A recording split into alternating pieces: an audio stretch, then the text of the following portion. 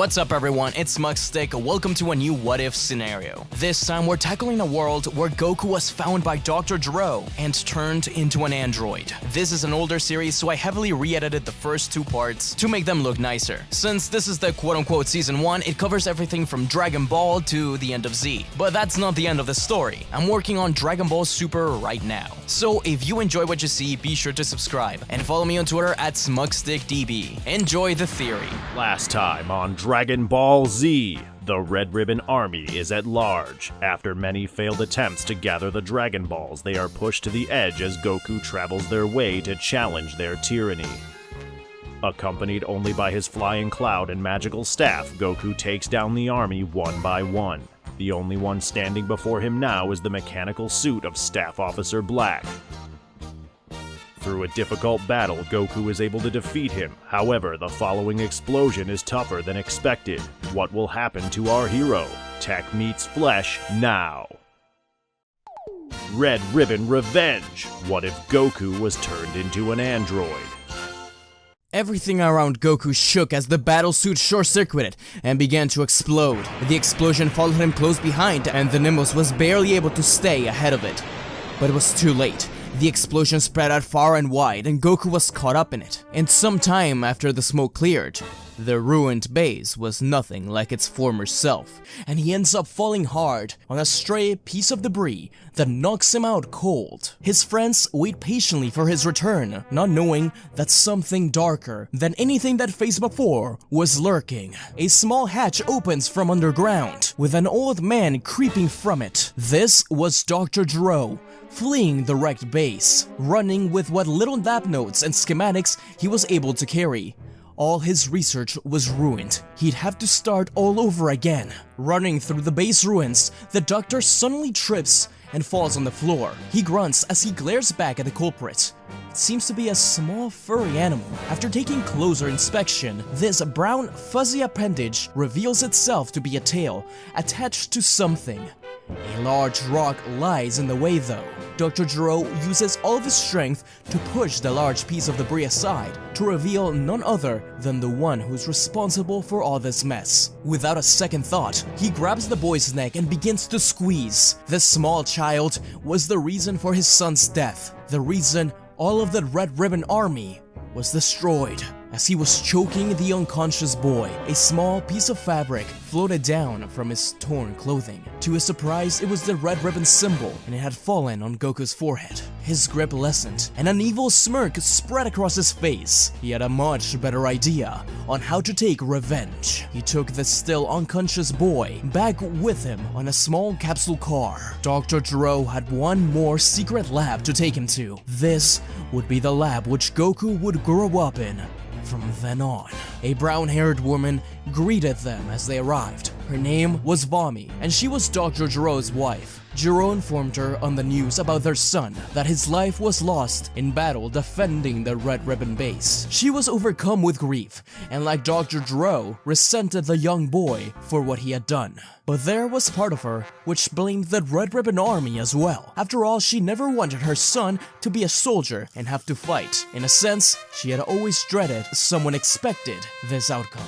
Months passed by, and Goku grew up in the lab. Of course, he tried to escape multiple times, but Dr. Gero's technology was impressive, and he was able to keep him within the walls. Goku underwent intense training and was subject to a lot of inhumane experiments during this time, a lot of which Vomi wasn't aware of. After a while, he became desensitized to the horrors he endured, and afterwards, even began to look forward to the new challenges that Dr. Gero would subject him to. Increased gravity, shocks. Dr. Gero would even make powerful foes for Goku to fight. At first, they were very easy to defeat, but as time moves on, some Goku felt could even rival Master Roshi. Vomi felt great loss after losing her son, Gero, and she started to grow closer to the young Goku, to the point where she saw herself as a mother figure to the boy. Goku also began to feel a sense of closeness to Vomi, and the two had a familiar bond. She would tend to his wounds and keep him company. Dr. Gero, however, was a little more cold, but as time moved on, even he softened towards the boy and grew to see him as somewhat of a son.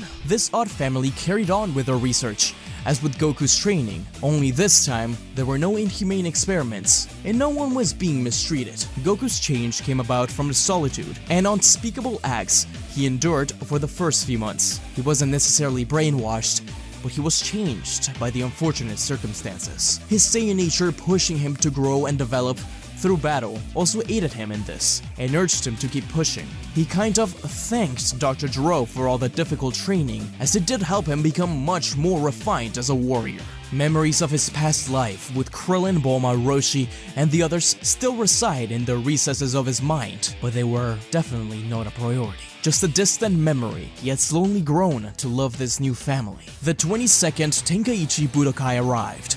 Goku is now around 15 years old. Although he did not participate in the tournament, Dr. Gero did hear about the martial arts attacks done by King Piccolo and his army. The tournament was won by Tien, who turned a new leaf, thanks to Krillin, Roshi, and the other Z fighters. This time, Krillin doesn't die. Due to Goku not participating and being there was no reason for Krillin to return to the tournament grounds to pick up Goku's power pole. So in this story, Krillin does not die at the hands of Tambourine. Vomi holds Goku close as they watch the news and witness Piccolo murdering whole towns at once. Dr. Gero doesn't seem fazed by this, and instead smirks, saying, "This is exactly what I've been waiting for. A chance to prove how incredible my creations are." Vomi looks at him, and then back at Goku. Let me be first, please. I couldn't forgive myself if something happened to Goku too. It would be just like with... Goku was confused at first, but then it became clear what the plan was. Without another second to waste, Dr. Gero nods and agrees, a somewhat saddened look in his eyes. The two of them were gone for hours, and hours turned into days. At last, they emerged. What struck Goku as odd was that now, for some strange reason, Vomi's ki had disappeared. It was a success after all! The first ever human to be turned into an android had been born. Goku looked at Vomi with confusion. This is what they had been working towards for so long. He couldn't sense any ki from her and felt no increase in strength. Vomi noticed his confusion and asked what was wrong before focusing her ki into her palm. The amount of energy there was insane. Goku could not believe it. It was so powerful and so concentrated. Vomi smirked and dissipated her ki. Gero looked at Goku. "This is the future that awaits you too, Goku. My wife was so kind as to have it done first out of fear that something would go wrong. You were my real target all along. This is what you've been working towards. With your already outstanding martial arts and ki control, you'll become the strongest being this world has ever known." Goku hesitated slightly, but his body twitched in excitement at the thought of unlocking even more power. He accepted, and within a few days, he was ready to face off against the Demon King, Piccolo. After all, Dr. Gero's goal is to rule Earth. Piccolo would need to be out of the picture, and with this, Dr. Gero would be able to test out and prove just how fearsome this android warrior is. Good luck, Goku. Vomi says with a soft smile. "He's the strongest being alive. Isn't that right, Gibo?" They stand in silence for a while. He didn't mean to say that. Slip of the tongue, you know. Even though it's a little awkward, Goku smiles. "It's okay. I'm actually happy that you see me like a son. Anyways, let me take care of things." Without another word, Goku flies out of the cave and tracks Piccolo's key signature. He arrives at the battlefield to find the unconscious Krillin, Yamcha, and a barely conscious Tien. Piccolo holds what he's doing and stares down at Goku. "And who might you be? Is that Son Goku? Oh!" Tien passes out mid-sentence. He had heard countless stories about this mysterious boy from Yamcha and Krillin, and this boy fit the description perfectly. Goku stares down at his giant foe and silently approaches him. The Demon King Piccolo is insulted by his arrogance and immediately shoots him with a ki blast, to which Goku tanks it. "Is that all?" he asks before landing a sweeping kick on Piccolo. Angry and insulted, Piccolo growls before jumping back and tries to calm himself. "I'm not sure where you came from, but you certainly seem not to be all talk after all. Very well. You shall be the first to experience my full, unrestrained power!" The ground shakes as he begins to power up, small rocks rising up from the ground.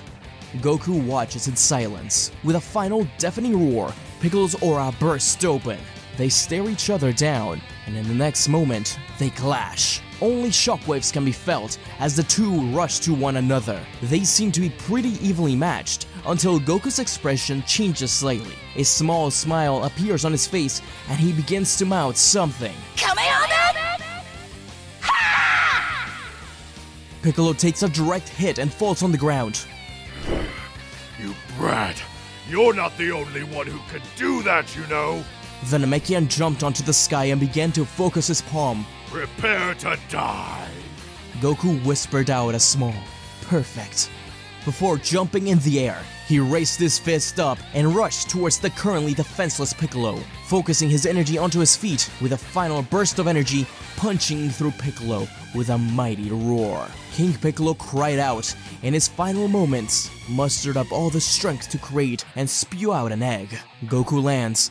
I barely got to use any of my energy reserves. Goku glanced over at Krillin and Yamcha for a split second before jumping up and flying back home. He's greeted by a very happy Vomi, who embraces him. Dr. Gero also looks pretty proud. I'd like to run some more tests on you and access your visual files to see how the battle went, if that's okay. Goku nodded in response. Despite Vomi's happy expression, she held some worries internally. Weren't they just doing what they did to their previous son? Forcing him into a life filled with battle and life or death situations? She knew things would end that bad for the young Goku, one way or the other. She needed to do something, even if it meant standing up against Dr. Gero. Dr. Gero had a few things in mind. The transformation into an android erased a lot of Goku's memories, which just meant it made him more docile. But Goku seemed to recognize a few of the people when he was fighting Piccolo. Gero hoped it was nothing, but perhaps memory of his friends could return. He had to prevent that. We'll be back with more after this. Hello everyone, I hope you're enjoying the video thus far.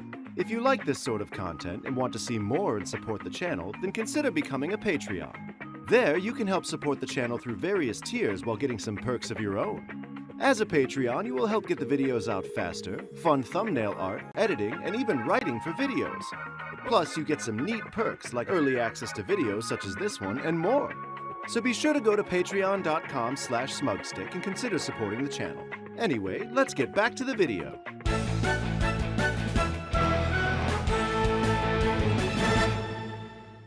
After defeating Piccolo, Goku returned to his rigorous training within Gero's laboratory. He enjoyed challenging himself against the Doctor's newest simulations and inventions. As time goes on, Dr. Gero continues to improve Goku, adding power enhancements, more energy reserves, and a little failsafe if things were to go wrong. Goku didn't mind any of this, as he really did enjoy getting stronger and more powerful, despite the method being a little extreme. Vomi, however, noticed much more of a change in Goku, more so than just a power increase. Unlike before, Goku didn't smile as much. He seemed much more quiet and focused, and overwhelmingly cold. Dr. Gero had stated that he wished for Goku to prove his strength at the 23rd Tenkaichi Budokai, for all to see how over these 3 years, he's gotten so much stronger. What malicious plan does the evil Dr. Gero have in mind? Vomi had a suspicion that this personality change in Goku was due to Gero making upgrades with Goku. 3 years passed on quickly, and Goku's power grew dramatically. Dr. Gero was extremely proud, and so was Vomi, to some degree. Despite Vomi's concerns, both she and Gero thought of Goku as their son. The day of the tournament arrived, and all three of them made their way to the tournament grounds. Gero and Vomi stood in their stands, while Goku joined in the rest of the competition. He kept to himself, but couldn't help but notice occasional stares from a small group of people. The said small group was made up of Krillin, Yamcha, Tien, and Chaozu. Eventually, Krillin walks up to Goku, a hurt and confused look on his face. Why are you ignoring us, Goku? We haven't seen or heard of you in years. You completely blank us. What did we do to make you run away from all of us, Goku? You have no idea how worried we've all been. Roshi, Bulma, all of us. Goku looked at the shorter man, still completely confused, then said, "Sorry, but I think you must be mistaking me for someone else. I've never seen you or any of those people in my life, nor do I know of those other names you've mentioned." Krillin teared up, but before he could say anything else, he was called for his preliminary battle. Reluctantly, he left Goku, though he wasn't giving up just yet. He just had to get Bulma and Master Roshi to help him remember he'd never give up on his best friend. Moments after Krillin left, a tall figure approached Goku. This one, however, he recognized as none other than Piccolo, or rather Piccolo Jr. Goku confidently looked up at his adversary. Piccolo glared back, but had a smug look, because he too was confident of his own power. He couldn't feel any ki coming from Goku at all, but he was too overconfident to think any of it. The preliminary matches went by quickly, and we end up with a similar lineup as in the original series. Kami was of course undercover, using Hero's body as his disguise. He was there for Piccolo, but he did predict that there would be some equally, if not more dangerous threat out there than him. The moment he saw Goku, he was the one he needed to be wary of. No key signal, but as the Guardian of Earth, he could feel the anger this being gave off. Goku approached another contestant, Mercenary Tao. He looked slightly different, however. He was now fitted with metal enhancements, making him similar to Goku. Of course, the reason Tao underwent this process was because of his defeat at Goku's hand, though Goku doesn't remember that at all. In this timeline, Doctor Gero himself was the one to turn Tao into one of his creations. Tao looked at Goku up and down before speaking. Just because you're the Doctor's new favorite doesn't mean you're any stronger than me. I was equipped with state-of-the-art enhancement and easily outmatch you. Just because we're both products of that scientist doesn't mean we're friends. I'll make sure you know that when I beat you in the finale. Goku responded by telling him that he'd be proven wrong, as he knew for sure that he was the superior creation. Tao gritted his teeth in irritation and left to prepare for his match. The first match began, and Tien made quick work of Tao's moves, to everyone's surprise. Goku in particular was shocked, as while he knew he himself had better technology, he didn't think Tao's technology was so outdated and weak in comparison. Tien left the stage, and the next match began. Goku stepped to the arena as a young girl followed. The announcer revealed her to be named Miss Anonymous, and she looked at Goku with a fierce glare. He simply stated that he did not care who she was, and that she was in the way. Miss Anonymous attacked him with a flurry of jabs. Goku easily evaded all of them before hitting her hard in the chest, winding her. The unknown warrior was an excellent martial artist. Ultimately, Goku was just simply stronger. Vomi couldn't help but look on in horror. All she could see was how cold Goku had become. He wasn't fighting with pride or honor, he was just enjoying toying with this girl. It was clear Goku was going to win, but he wouldn't finish her off. Until Dr. Gero yelled at him to stop playing with his food, their eyes meeting, and instantly Goku turned and broke Chi-Chi's arm. The girl screamed and cried. Everyone was in shock. She knew this wasn't really Goku. This wasn't the sweet boy she fell in love with all those years ago. Goku paused for a moment, something clearly striking a chord, before Gero cleared his throat, and Goku turned back to Chi-Chi and said, "I would never fall in love with someone so weak," throwing her out of bounds. Boos rang out as she was taken to the infirmary. Vomi stared at Gero. It was like she couldn't recognize him anymore. What had they done? They were given a second chance to raise a son, and instead created a monster. This is not what she wanted for Goku. She was so upset by these events that she walked out of the tournament grounds alone. Gero simply whispered, "Pathetic," watching her go as a new plan formed in his mind. Krillin, Yamcha, and Tien all confronted Goku about what just happened. Yamcha was extremely appalled and upset about what he witnessed, asking Goku how he could do that to Chi-Chi. "I have no memory of that woman, nor of you. So if you were wise, and get out of my face before I do what I did to her. To you." He was nothing like the happy-go-lucky child they once knew. Krillin and Yamcha swore that they'd get to the bottom of this. Meanwhile, Vomi confronted Dr. Gero. After speaking those last words, she began to cry. "You should be proud that our son is as powerful as he is. He's an improvement on our last failure of a son." This was all she could take before blasting him. But to her surprise, the blast dissipated in his palm. Gero gritted before turning her off. Using a failsafe he had built into her, Dr. Gero had used Goku to help him upgrade himself into this new robotic body. Goku felt that something was off and tried to disregard it. The match continued on. Next was Piccolo Jr. vs. Krillin, and as he watched, he couldn't help but feel his heart ache.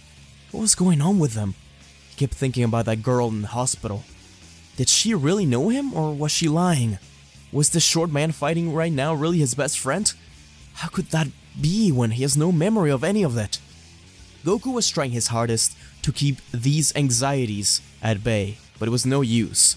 The short man would lose the match to Piccolo, and Goku started to feel deep rage. The next match was a quick one, as Hero defeated Yamcha, but both Piccolo and Goku knew that there was something strange about that man. In reality, it was Kami in disguise. Though he was here for Piccolo, his attention was shifted to Goku. In comparison to the Demon King, the android could potentially pose a much bigger threat. Goku's next battle was against Tenshinhan, and though he was clearly much stronger, his fighting was sloppier. His mind was somewhere else. The words of Chi-Chi, Krillin, and the others had gotten to him, and it showed in his fighting style. He was frustrated, and as he looked to the stands, he saw that Gero and Vomi were both gone. It felt like he didn't know his path. In anger, he shot a blast out towards Tien, who managed to barely dodge it. An explosion rang off in the distance that shook the entire arena and half of the world. If it had hit anyone participating in the tournament, they would have been obliterated. At that moment, Kami realized that boy he watched defeat King Piccolo long ago had grown into a true monster. He had kept an eye on him ever since then, his power slowly growing and giving him hope that he could be the savior of the world. But he sees now that the Red Ribbon Army had truly corrupted him. Even so, poor Tien was on the receiving end, and just like Chi-Chi, Tien lost by a ring out.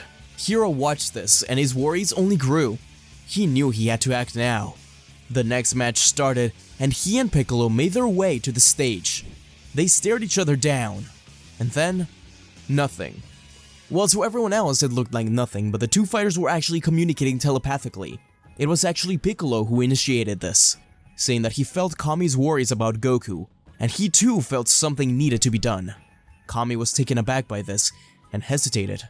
Sure, this Goku guy was a threat to the planet, but was he so much of a threat that he needed to do something so reckless as to team up with Piccolo? This won't be permanent. I will stop you one day, Piccolo. Kami had been keeping an eye on Goku, Vomi, and Doctor Gero for a long time. He knew what the Red Ribbon Army and their androids was capable of. He hated even considering doing this, but there was a mutual agreement between Kami and Piccolo. Perhaps this really wouldn't be permanent. That explosion Goku caused showed Kami just how dangerous he was, and if this was the only way to defeat him, then he had to take the risk. Hopefully, his soul would affect Piccolo. The Demon King suggesting this alone in order to stop Goku showed a change of character he didn't expect, leaving the human's body and allowing Piccolo to place a hand on his chest, a blinding light consuming the pair. They were now one being, staring down at Goku, who just smirked back. Now this was going to be a real challenge. Unsure of what to make of these events, the announcer simply declares Piccolo as the winner, as Hero is taken out on a stretcher. The next match is about to begin. Goku and Piccolo face one another as the announcer starts to count down. The match starts, and they begin immediately, rushing at each other, their attacks too fast for the naked eye to see.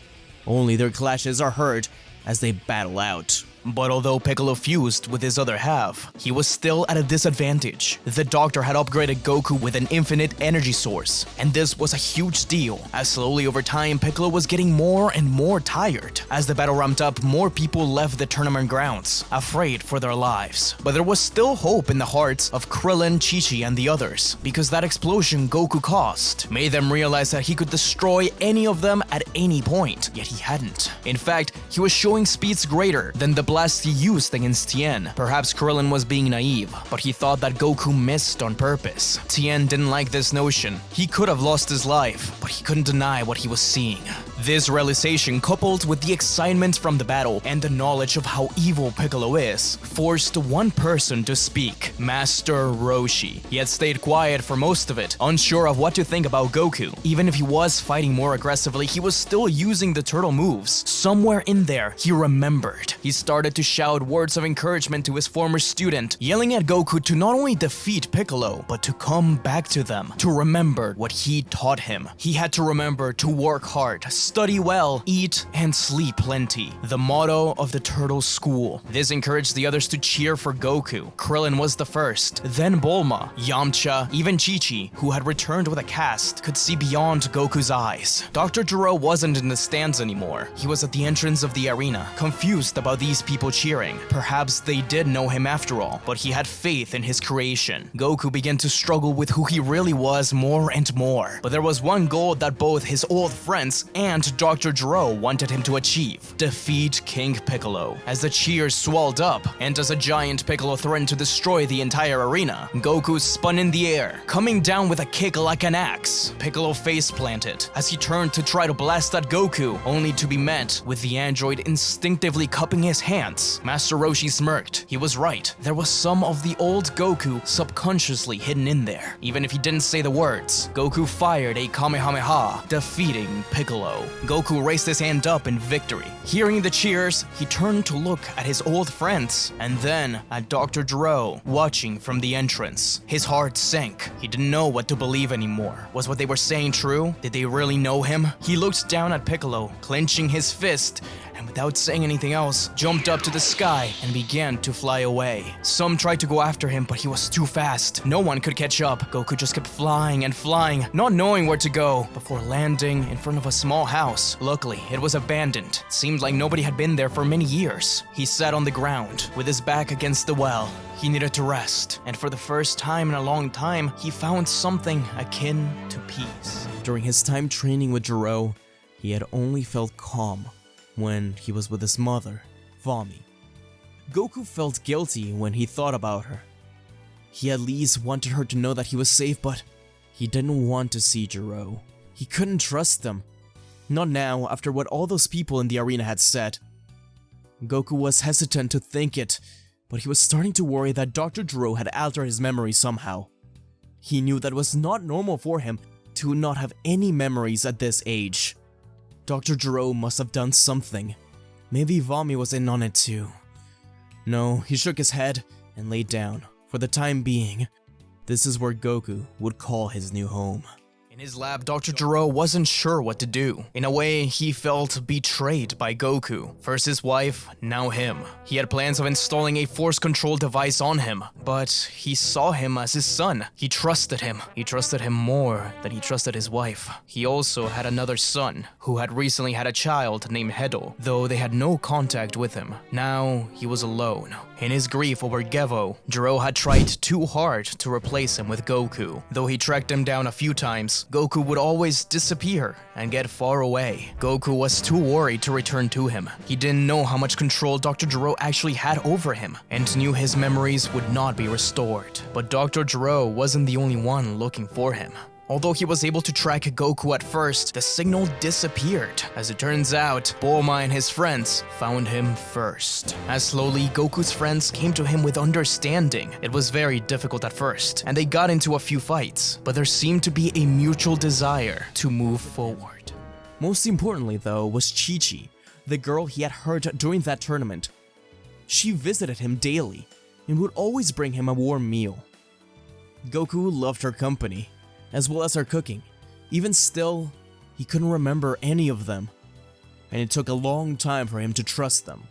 In fact, they got in quite a bit of fights. He had let Bulma take a look at him, just in case there was an easy way for him to regain his memories, but even Bulma was stumped on how Gero had gone about removing them. All she could do for now was remove a tracking chip that was placed in him. But there was so much more Dr. Gero had implanted in Goku. Many things Bulma didn't want to mess with. Amongst them was some kind of receiving device, as if it was meant to be linked with other androids, but it was directly connected to his brain. It was best not to mess with it for now. If she continued to mess with his brain, perhaps his new memories would be erased too. Krillin suggested using the Dragon Balls to restore his memories, but they had gone inactive ever since Piccolo disappeared. He hadn't been seen in many years. Unsure of what exactly happened to the Dragon Balls. Even so, Goku forced a smile, an awkward one, but one welcomed by his friends. He would just have to make new memories with everyone. In the meantime, Dr. Gero carries on his research and keeps on making new androids.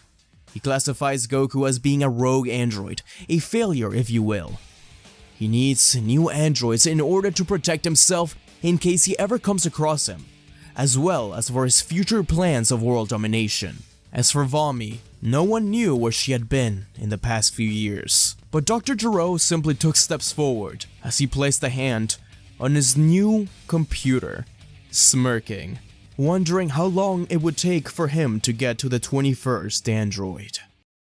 A couple of years following the 23rd Tenkaichi Budokai, Raditz finally lands on Earth. He checks his scouter after landing and flies over to Piccolo first, as the scouter can detect androids. Raditz is extremely impressed. When he sees Piccolo, he clearly has an immense power level, and commented on how he didn't expect a Namekian on such a low-level planet. Piccolo has no idea what he's talking about, but he does notice the invader's tail, and he realizes that he must be related to Goku in some way. Raditz can read Piccolo's incredible power, and tells him that he's just there to retrieve his brother. Piccolo nods his head in the direction to where Goku should be, hoping that Raditz finally takes him away from this rock once and for all. Raditz heads over in the direction, flying towards a large mountain until he comes across a small isolated house. He figures this must be it. Raditz lands and he's immediately greeted by Goku. Raditz introduces himself as his brother and explains how he's there to pick him up, though he's confused as to why the planet isn't in ruins. Goku has no idea what this is about and tells him to just go away. Raditz figures that he must have lost his memory somehow, but continues trying, telling him that as one of the few Saiyans remaining, he has to come with them. They have planets to conquer, and his assistance is needed. Goku continues to refuse, so Raditz says he will just have to do it by force instead. Raditz's scouter, for some reason, still can't pick up Goku's power level, which was extremely unusual, but he just figures it must be a glitch, or that Goku was just so weak that it failed to register. With confidence, Raditz walks up to Goku and throws a punch. Goku catches it with ease, looking at him in confusion, which soon turned to anger. Goku threw a punch back and winded Raditz. It was at this point Raditz realized he was very much outmatched. They continue to fight, but it's clear that Raditz can't win. That is until his scouter picks up another fairly strong key signature. A young woman runs up to the pathway, out of breath and looking worried. Goku screams at her to get back, that it's too dangerous here. Raditz finally pieces together what's going on here, and quickly flies over to her, grabbing her harshly and holding her hostage. It's clear that Kakarot had gone soft because of this earthling woman. Goku yells out Chi-Chi's name as Raditz tells him of his offer again, saying that if he refuses this time, then this pretty young lady will end up paying the price. Goku hesitates, but his anger rises. He stands there in defeat before telling Raditz that he surrenders. Chi-Chi screams at him to put his feelings aside and attack him. It doesn't matter what happens to her. She would rather die than have Goku being forced into a life he didn't want. Goku sighs and tells her that he could never forgive himself if anything happened to her. He powers down and tells Raditz that he'll go with him. Raditz smirks and throws Chi-Chi aside. Goku gets up and begins to follow Raditz, but Chi-Chi doesn't give up. She begins attacking Raditz relentlessly, and she's not exactly weak, so she does at least a little bit of damage. This Chi-Chi is a lot more of a fighter after all. Raditz quickly becomes annoyed at this. Goku tells her to stop and rushes in, but it's too late. Raditz simply blasts her aside with a double sundae, instantly killing her. Goku screams out in rage. Tears begin to fall from his eyes. He glares at Raditz, his eyes flashing between the usual deep black and a sparkling greenish blue. Raditz freezes in place, overcome by fear. He can't sense Goku's energy, but he knows that he stands absolutely no chance. Goku speeds towards him, his hair flashing bright yellow as he unleashes a Kamehameha point blank, killing Raditz in an instant. After taking care of Raditz, he walked over to Chi-Chi, holding her lifeless body in his arms as he weeps. Goku, not knowing what to do, instantly thinks of only one person, his creator, Doctor Gero. Luckily for him, his lab was in the same location. He doesn't like him, but he's putting his personal feelings aside for now. He just needs Chi-Chi to be okay. He can still sense her life energy. It's in there somewhere. Dr. Gero is surprised to see Goku again. He looked somewhat scared of him, not knowing why he decided to return all of a sudden. Goku breaks down in tears again and pleads with him to do something about Chi-Chi to save her, whatever it takes. But Dr. Gero replies by saying, "You're no son of mine. Get away from here." He's visibly annoyed that Goku has returned, not out of loyalty, but because he wants a favor. Goku can't believe it, his heart breaking. He tries to threaten Dr. Gero, but he can't bring himself to attack him. Goku leaves and returns to Mount Pautsu, clearly distraught after all that had transpired. He apologizes to Chi-Chi, wishing that he'd never met her. After all, it's his fault that she's now dead. After a few minutes, Bulma, Roshi, Yamcha all arrive at the scene after Bulma detected some commotion at Mount Pautsu. Chi-Chi and the others had agreed to keep an eye on Goku, as he lived in isolation, and it was clear that something had gone on over there. But above that, they felt an incredible power level getting close to Goku. They asked Goku to explain what happened, and he does so, telling them all about the Saiyan race and that he belongs to a planet of conquerors. Piccolo soon arrives and thanks Goku for getting rid of that arrogant alien, but it's clear in his voice that he's annoyed that Goku's still around. Not that he needed Goku's help, he could have easily handled him himself. Everyone but Goku is still a little scared of Piccolo's presence, and they keep some distance between them and him. Piccolo is still wary of Goku and doesn't know where he aligns. He's clearly unstable, but him going against his own brother like that must be a good sign. Goku explains that he doesn't want to be involved with planet conquerors and just wants to live on Earth with Chi-Chi and his friends in peace, but now all of that is ruined. Piccolo starts to rethink his opinion on Goku as he genuinely seems like he's changed from a violent warrior he witnessed at the World Tournament. Bulma comments that if only they had the Dragon Balls, then this could all be solved with ease, to which Piccolo responds with, Don't bother looking for the Dragon Balls. Since fusing with Kami, the balls have been non-existent, but I do have a solution for all of you.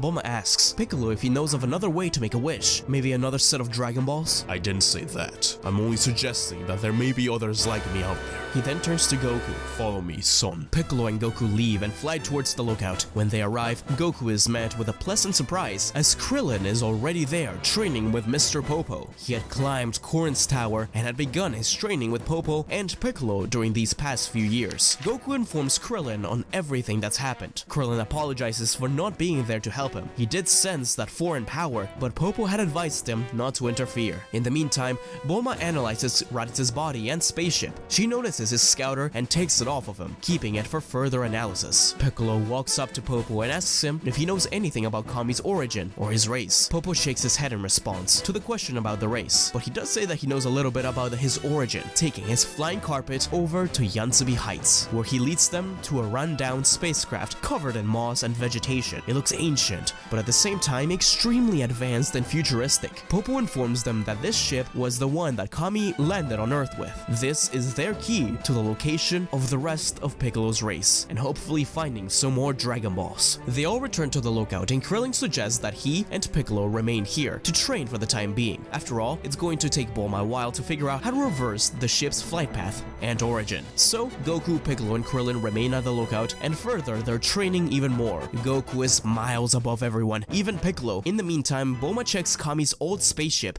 and starts translating their native language so that they're able to track where it came from. She also hopes that she can make this spaceship fully functional once more, as it's far more advanced than anything they have on Earth. So, using this ship to travel there will probably be their best bet. Given that Bulma's a genius, she only needs a couple of days to figure out how to recreate the flight path. During these few days, she also discovers the purpose of the scouter and how it's used to locate and read power levels. But above that, it's a communicator. After discovering this, she immediately turns it off. But despite doing so, she's a little bit anxious in case someone had been listening in. Not only would they have heard about Raditz's death, but also the Dragon Balls and the location of the planet in which they presumed would have more Dragon Balls. Worried, Bulma pleaded with Yamcha and Tien to not only go to Kami's lookout to train as well, but to remain on Earth in case something were to happen while they were gone. They both agreed, excited to evolve their power. After these few days had passed, the team was ready to head into space. The group was composed of Goku, Bulma, Krillin, and Piccolo. The unlikely team then head into space and begin their journey. As soon as the planet comes into view of the ship, Piccolo and Krillin comment that there's some extremely strong people down there, and that their power is similar to that of Goku and Raditz. This leaves the group a little worried, as they were just expecting more of Piccolo's race down there, not other Saiyans. They arrive on the planet, and within seconds of leaving the ship, Piccolo tells the other that there's something very much wrong here. He feels the intense sadness as well as an unbearable anxious feeling. They spot some smoke in the horizon and decide to check it out. Bulma remains on the ship in the meantime, as she figures that it's probably not safe. Once at the village, they are met with a saddening scene as houses and people lay in ruin. Some rubble shifts and everyone is on guard, but instead an old man appears, holding the hand of a child. Both of them look similar to Piccolo.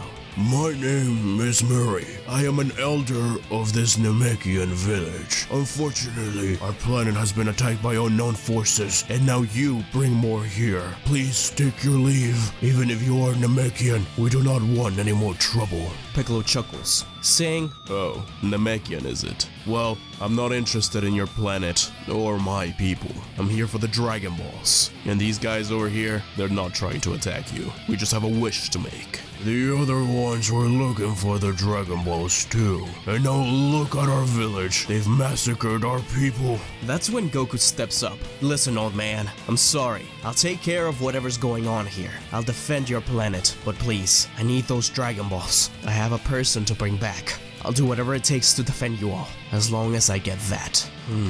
There's very little ki I can sense in you, son. But the others, I can tell they don't have bad intentions. Even the Namekian, who seems to be angry all the time. Please, take care of Dende. He's a skillful member of the Dragon Clan and must live on. I can tell you all have a kind heart. So please, help him.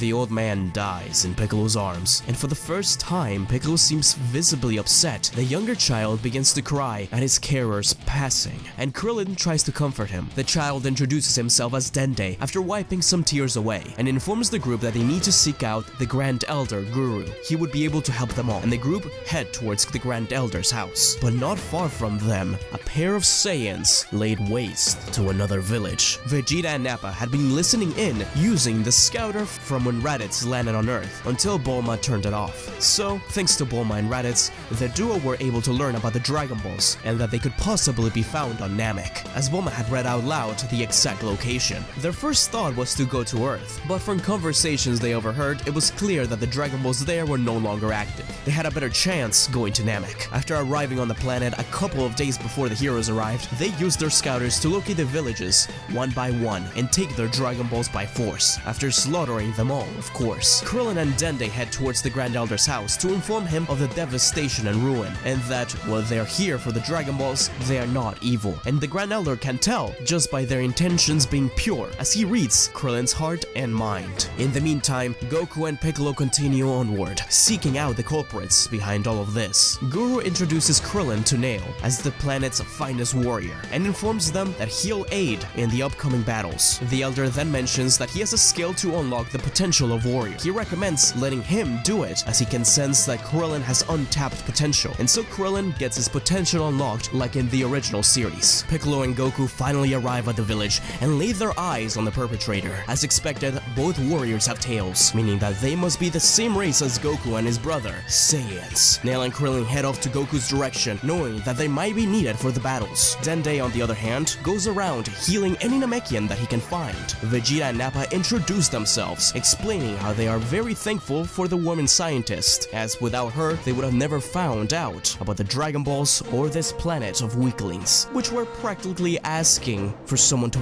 pillage them. Goku can see that they already have 6 of the Dragon Balls collected. The only one that remains is the one that's with the Grand Elder. Vegeta and Nappa turn to look at Goku and Piccolo, sizing them up using their scouters. Piccolo suppresses his power level, while Goku doesn't have one to be read. They mock them both, even commenting on how Goku's so weak they can't even detect him. Piccolo retorts by saying, Well, why don't you check my power level? He then suddenly increases it, causing the scouters to explode. What they may not have realized is that Vegeta and Nappa had already planted an army of Cybermen, to which they snapped their fingers, and they all rose from the ground. The Cybermen hatched simultaneously and launch a coordinated attack on our heroes. Goku and Piccolo fight back, not struggling, but these pests keep them from getting close to Vegeta and Nappa. Krillin finally arrives on the scene and uses a scatter Kamehameha, which allows Piccolo and Goku to go after them. Him and Nail then continue to hold back the Cybermen, getting rid of them quickly, as Goku and Piccolo take on the 2 Saiyans. It's obvious that they're much stronger than Vegeta and Nappa to begin with, and they start to panic. Vegeta says, No, this weakling low-class warrior.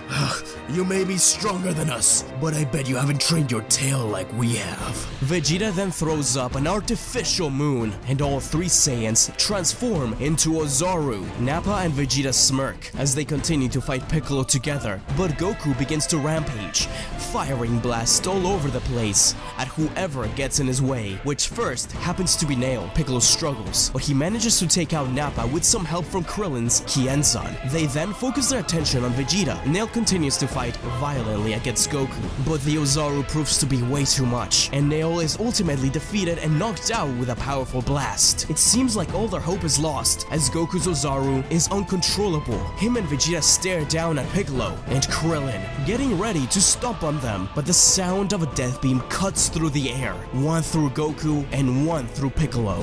They both fall to the ground. A laugh is heard as, from a spaceship up in the sky, a figure descends down. It's none other than Frieza, his ship landing along with him. Soon enough, the area is surrounded by Frieza soldiers, including Zarbon and Dodoria. Piccolo and Goku fall to the ground from their surprise attack. Vegeta and Krillin stop to turn and look at the one responsible. They both freeze in their tracks. Vegeta never expected Frieza to show up here of all places, but their communications must have been intercepted. He must have found out about the Dragon Balls. Meanwhile, Krillin can sense Frieza's overwhelming ki and finds himself frozen in fear at how malicious he is. He looks over to the now de-transformed Nappa, the huge Ozaru laying face down in the dirt, as well as two Namekians. Frieza looks at the battleground with a smug look on his face. Thank you for taking care of those wretched Namekians as well, Vegeta. However, there are some people I don't recognize here. Is that Raditz? Ah, no, it can't be. I take it this must be that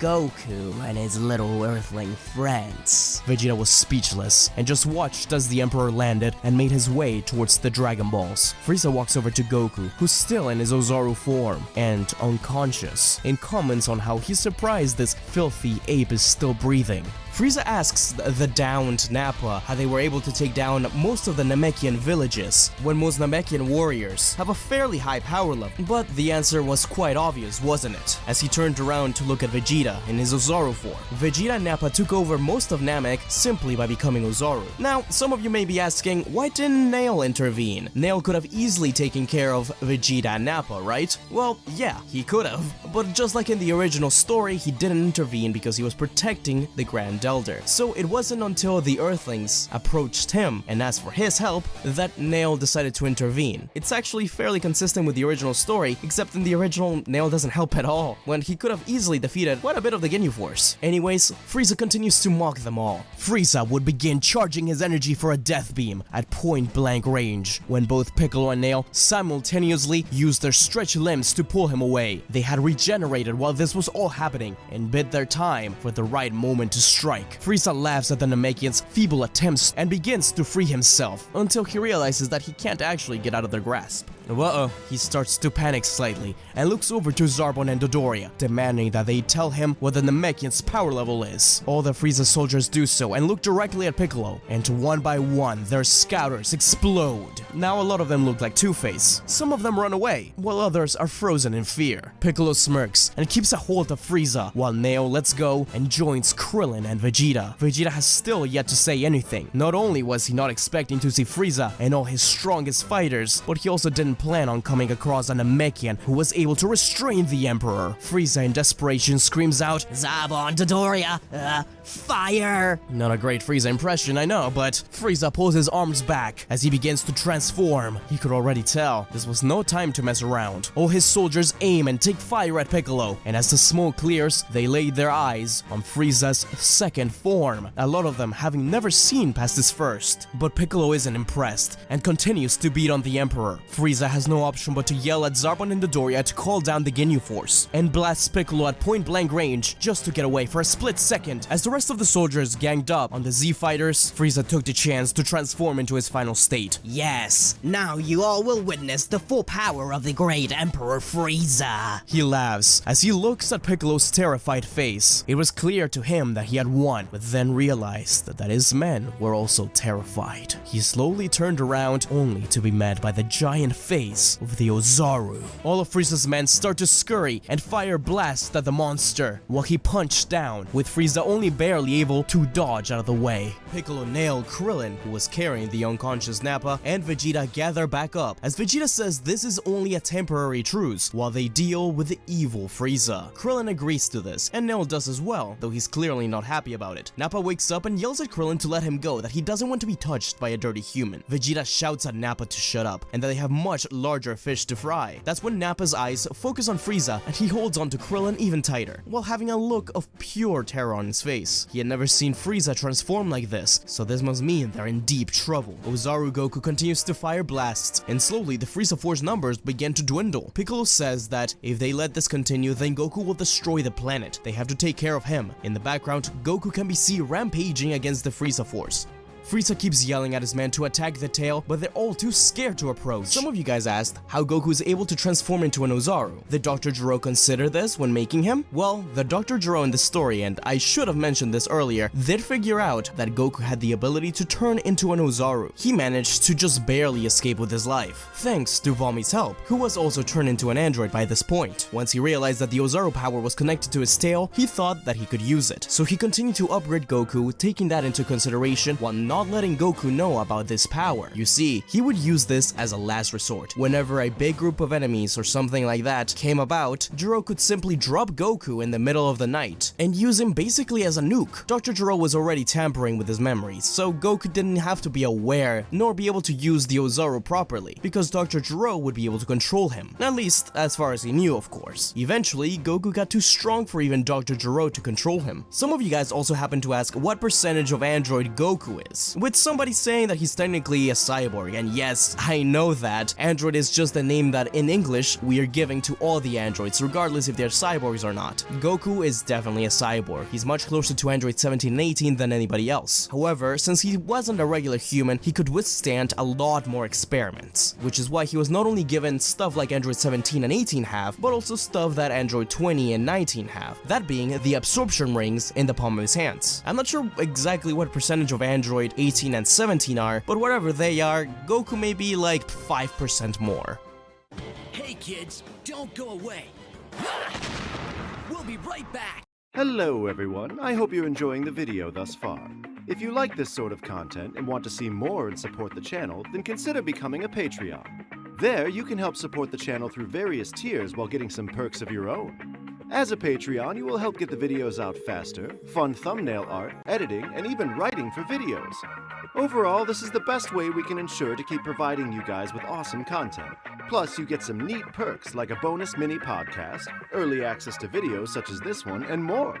So be sure to go to patreon.com/SmugStick and consider supporting the channel. Anyway, let's get back to the video. Become a Patreon! And now back to our show. After some time, while the altercation continues, the Ginyu Force arrives on planet Namek. Confused by all the destruction, Frieza tells them to wait for his signal as he has a plan. Ozaru Vegeta slams his arms against the ground, destroying many soldiers, while Krillin uses Scattered Energy Wave and Nappa uses Explosion Attack. Ozaru Goku also attacks the Z Fighters, as he can't control himself. Clearly, they have too much to deal with, as Frieza also takes this as a chance to attack Krillin, then Nappa, and finally rip Nail's arm out. In a moment of desperation, Krillin uses a Kienzan to cut Frieza, but it only gets his tail. Frieza rushes down to Krillin, but Piccolo kicks him away. Thanks to the fusion with Kami, Piccolo and Frieza are already fairly equal, but his priority is keeping the planet from being destroyed. Ozaru Vegeta and Goku fighting each other, their hands locked, trying to push each other down. When Vegeta realizes that not only is Goku stronger than him, but his power is being drained away, Frieza uses a Death Saucer to cut Vegeta's tail off, with the weakened Saiyan landing on the ground, extremely hurt. Goku's about to stomp on him when Piccolo uses his stretchy limbs to save him while still holding off Frieza. Vegeta pushes off the Namekian warrior, commenting on how he felt his power being drained away and something isn't right, as if he'd ever lose against a low-class scum, he'd have to get stronger from here on out. The fighters all yelled at Piccolo to go and take care of Goku,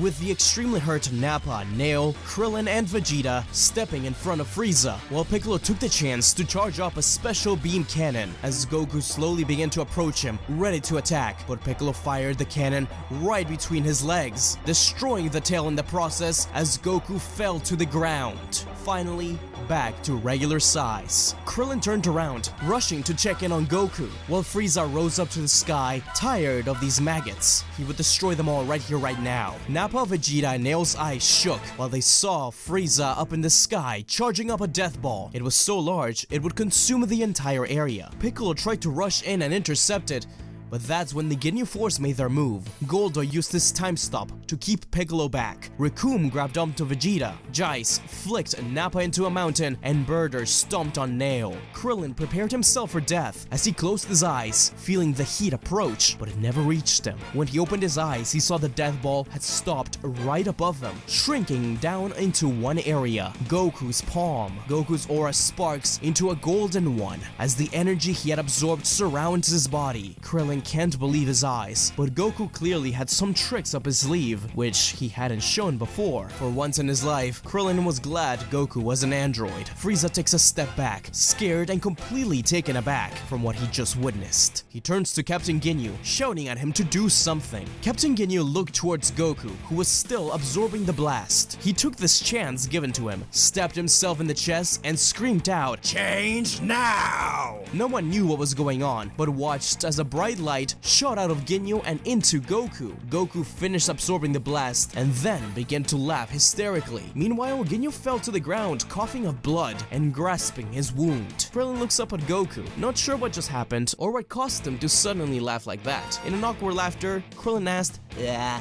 Goku, are you okay? He reached out towards him, but he was immediately backhanded and sent flying away. Piccolo, Nail, Nappa, and Vegeta were equally as confused and just watched as Frieza smirked and began to slowly walk towards Goku. Nicely done, Ginyu. Piccolo looks over at Ginyu, asking, Son, is that you? Ginyu looks back at Piccolo and then at quote-unquote Goku. I don't know how this happened, but how am I looking at myself right now? Piccolo pieces it together, deducing that they somehow switched bodies. Frieza claps condescendingly at Piccolo. Figuring it out won't be enough to save you though. Finish them off, Ginyu. Ginyu, who's now in Goku's body, steps forward with a newfound confidence. With a body like this, I can achieve anything. Piccolo, Nail, Krillin, Nappa, and Vegeta all get into their battle stances once more. In the meantime, Frieza flies away, heading back to the ship. What they didn't know was he was going to find another scouter brought down by the Ginyu Force and find the final Dragon Ball. Piccolo walks towards the others, telling them that he'll handle this and they should focus on getting the final Dragon Ball somewhere safe and away from Frieza. Unbeknownst to our fighters, Dende had made his way over to the battlefield after healing some Namekian survivors of the planet. He had kept his presence hidden and had been hiding near some rocks until now. He walks up to our fighters, telling them that he wants to help and begins healing Nail and Krillin. They both thank him and start flying off towards the Elder's house. Nappa and Vegeta look over at the small Namekian. Well then, get on with it. Dende shakes his head. You two were the ones who slaughtered my people. You didn't give them any chance. Even if they surrender and gave you the ball, you still killed them all. Why you? Nappa walked over to Dende when Piccolo intervened, telling Dende that he does understand his pain and hatred for these two Saiyans, but right now there's an even bigger issue. He promises Dende that they'll pay for this, and their people will be saved. Begrudgingly, Dende did so and started to heal the two Saiyans. Ginyu had no idea what was going on and began to walk towards Piccolo. Vegeta and Nappa were healed and cackled after their impressive Zenkai boost. They began to fly towards Krillin and Nail, trying to stop them from getting the final Dragon Ball, but they were intercepted by the Ginyu Force and the surprisingly alive Zarbon and Dodoria. Ha ha ha, these weaklings aren't worth our time. Zarbon and Dodoria can take care of them, while the captain kills the Namekian. The Ginyu Force hangs back around the 6 Dragon Balls, while the other 2 elites step up. Dende scurries away from the action, but hangs back in case he's needed again. As a team, Zarbon and Dodoria beat down on the pair of Saiyans. However, Vegeta smirks, revealing something. Saiyans get stronger when they heal from severe damage. The Saiyans refused to back down, and Goku wanted to help, but was in no condition thanks to that mortal wound. Piccolo and Ginyu Goku clash. Piccolo had an advantage over Ginyu, as he was still learning the ropes of his new body. Sure, he was learning slowly Goku's body, but his technique was terrible, and he could not use his cyborg capabilities to his full power. Piccolo smirked, as he knew he would be victorious. Meanwhile, Krillin and Nail had finally made it to Guru's house, securing the last Dragon Ball. They then head back to the battle zone, aiming to make their wish first. Krillin and Nail split up to try and confuse Frieza, as they knew he would be tracking them with his scouter, but he wouldn't know which one of them to follow. Nail took care of the Dragon Ball. Nappa and Vegeta were struggling against Zarbon and Dodoria, but through determination determination, Vegeta overcomes both of them, though Nappa isn't faring nearly as well. Though a little impressed, the Ginyu Force laughs, asking themselves why Frieza always kept those two losers around. Without much trouble, Rikum steps up and beats down on Vegeta, while Jaice simply one-shot at Nappa. Vegeta was just a bloody mess on the ground by the end of it, while Piccolo is having an increasingly easy time with Ginyu Goku. Nail was heading straight for the rest of the Dragon Balls, which were near the battle location. If he could just get there and make the wish before anyone else, then everything would be fine. Wish Frieza away, wish to power up Piccolo, any of them. He just hoped that Frieza was still chasing for the final ball or was caught up in a fight. Nail arrived and quickly ran towards the balls, placing it down and about to speak when a death beam cut through the air and straight through Nail. Dende ran to him. Frieza watched as the younger Namekian desperately tried to heal Nail. He walked over to the two and swatted Dende off of him. Thank you for doing all the hard work for me. You really didn't consider the fact that I would just wait for you here until you brought me the final ball? I don't have time to waste playing chasing games. He then walked up to the balls. Nail smirked, and Frieza simply picked up Dende by his clothing and screamed at him to make the wish. Otherwise, he'd kill his friend. Dende cried as Nail pleaded with him not to tell him how to. Alas, Dende gave in and began to recite the spell to summon Purunga. The Ginyu Force continued to watch the battle between Piccolo and Ginyu. It was clear that Ginyu was struggling and could no longer keep up with the Namekian. He couldn't use Goku's largely mechanical body parts, and the rest of the squad wanted to help. But Ginyu told them to stand down. He had a plan. Vegeta, who was barely breathing, knew he couldn't allow Frieza to win like this. Vegeta was the proud prince of the Saiyans. No Namekian should defeat Frieza. It should be him. He had to be the one to avenge his race and put Frieza down. But if not him, then... He turned his head to look at Ginyu's body on the ground. Vegeta surprised himself, but he could actually sense his ki. Just barely. Kakarot was in there, wasn't he? Vegeta turned his head to look at the Piccolo battle once more, as Ginyu screamed out, "Change now!" Once more. Without a second thought, in his last breath, Vegeta grabbed Ginyu's body by the arm and threw him up, surprising everyone as the attack hit the body and Goku was back home. Without hesitation, the real Goku blasted Ginyu into bits the second he was back into his body, not leaving a trace behind. Piccolo looked at Goku from behind the smoke, asking if it was really him. Goku simply smiled and shot him a thumbs up. The Ginyu Force screams a pain no, turning to look at Vegeta as he chuckles and passes away. But from behind them, Purunga had been summoned and Dende was being forced to wish for Frieza's immortality. Krillin finally made his way back, yelling at Dende to stop, but it was all too late. Krillin watched in horror as Purunga's eyes glowed and the wish was made.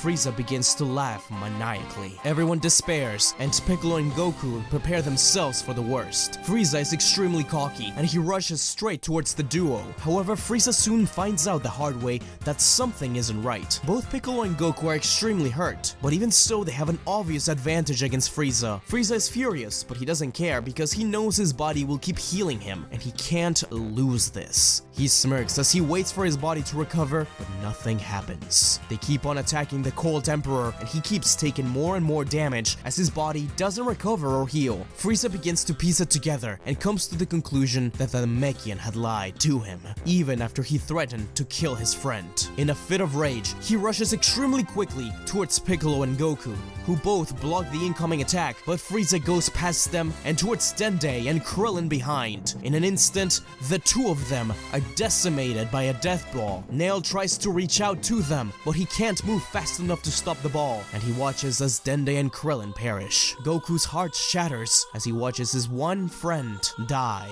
and the Namekian child, what he considered to be the most innocent being on the planet, and the other person he had told about Chi-Chi. He even thought about Vegeta and Nappa, whom he had fought side by side with. Everyone had died, and it was all because he embarked on this journey for the Dragon Balls. If only he had been able to save Chi-Chi. Tears fell from his eyes as sorrow and rage consumed his entire being. Piccolo stood in shock as a bright golden aura shone from Goku once again. This was the same power Piccolo had felt when Raditz first arrived on Earth, and Goku defeated him. The shining color of his hair and piercing greenish eyes. Frieza looked scared. He knew about this. It had to be the legendary transformation, the Super Saiyan. He took a step back, wishing that what he was seeing was a lie. Perhaps Dende had made a wish to turn Goku into a Super Saiyan, but it didn't matter now. Goku glared at Frieza and the remaining of the Frieza Force. He walked slowly as Frieza tried to get away. Goku simply sprinted up, cupping his hands right in front of Frieza, inches away from his face, and whispered a quiet Kamehameha before blasting him in point-blank range, destroying not only Frieza, but the entirety of the Frieza Force that remained, and the spaceship. Even Birder, who thought himself the fastest in the universe, couldn't even see Goku move, and Goldo had no chance to hold his breath. They were simply gone in an instant. Piccolo was speechless at Goku's raw display of power, not to mention scared. He had no idea he could access this power. Piccolo had a lot more training to do. With Frieza finally defeated, Goku and Piccolo walk over to Nail. The three of them look towards Porunga, who is still waiting patiently for the next two wishes. Guru then telepathically explains to them that they should revive Dende first and bring him to Earth in order to create a new set of Dragon Balls, especially because these Dragon Balls can only revive one person at a time. Although hurt, Nail manages to speak his Namekian language and bring Dende back. Goku turned to Dende with a look of confusion in his face. How could he have defeated an immortal being? It just didn't add up. It was then that Dende revealed that he didn't go through with Frieza's wish. He wished for Goku's lady friend, Chi-Chi, to be brought back. After all, he talked highly of her when they first met. Tears welled up in Goku's eyes once again, and he ran over to the small Namekian and hugged him tightly, thanking him for what he had done. Not only did he save their life, but brought Chi-Chi back. Dende smiled at Goku, and Piccolo reassured him that they'd put everything right, thanks to the Dragon Balls. They now had a plan as they wished for Namek to be restored to the way it was before Vegeta arrived. Then, they would take Dende and wish everyone killed by the Frieza Force back to life. Porunga flashed an OK sign, as Namek was healed. Dende, Piccolo, Bulma, and Goku boarded their spaceship once again, waving goodbye to Nail and promising him that they would wish for everyone to be brought back soon enough, though it would take a while to get to Earth. Nail nodded at them, thanking them for everything. However, on Earth, not everything was alright, as Chi-Chi opened her eyes. Well. Looks like you're awake. I knew Goku would find and use those Dragon Balls to return you to life. Either way, you belong to me now. You will make the perfect spy, my dear Android 15. Chi-Chi opened her eyes, not at home, but in a lab, her arms being replaced with mechanical ones, and her will slowly fading away. Dr. Gero had done the unthinkable. He had taken Chi-Chi's body and turned her into an android in order to spy on Goku, bring him down, and take control of him once more. Her screams echoed as Gero laughed. Android Chi-Chi is born. Next, what if Goku was turned into an android? Our dragon heroes make their way to Earth. Kinda like they did in the King Piccolo saga, Bulma used the capsule coffins to transport Krillin's body and keep him safe until he could be revived. Bulma was not happy at all, having been left out of the loop for several hours and now this. It took some time, but eventually our heroes made it back to Earth and headed to Kami's lookout. Piccolo looked down at Dende, asking him again if he was sure that this is what he wanted. Dende nodded confidently. Yes, I will be happy to accept this role as Earth's guardian. I'm indebted to all of you, and I've grown fond of you all. The young Namekian smiled, and a few minutes later, he appeared with the Shenron statue in hand. Dende then recreated the dragon and reactivated all the Dragon Balls that were lying dormant on the planet. Bulma and Goku went out together to fetch them all in record time, then summoned the new and improved Shenron from the lookout. Dende mentioned how this Shenron could grant 3 wishes, as well as bring back multiple people. However, if it's an extremely large group of people, then only 2 wishes will be granted. Dende looked up at Shenron and stated the wishes: to revive everyone killed by Vegeta, Nappa, and Frieza's force to be brought back to life was the first wish. Shenron's eyes glowed, and shortly after, all their fallen allies were revived, including all the Namekians around Nail, and much to his own surprise, so were Nappa and Vegeta, to whom he had made graves for. They burst out, with Nail looking at them with a stern look. As the Saiyans scoffed, Vegeta told Nappa that whatever happened, they would leave Namek now. He has a new plan, and he wants to see Kakarot for it. Nail threatens to kill them if they ever return. Nappa and Vegeta head towards Earth. Bulma wonders what the second wish will be,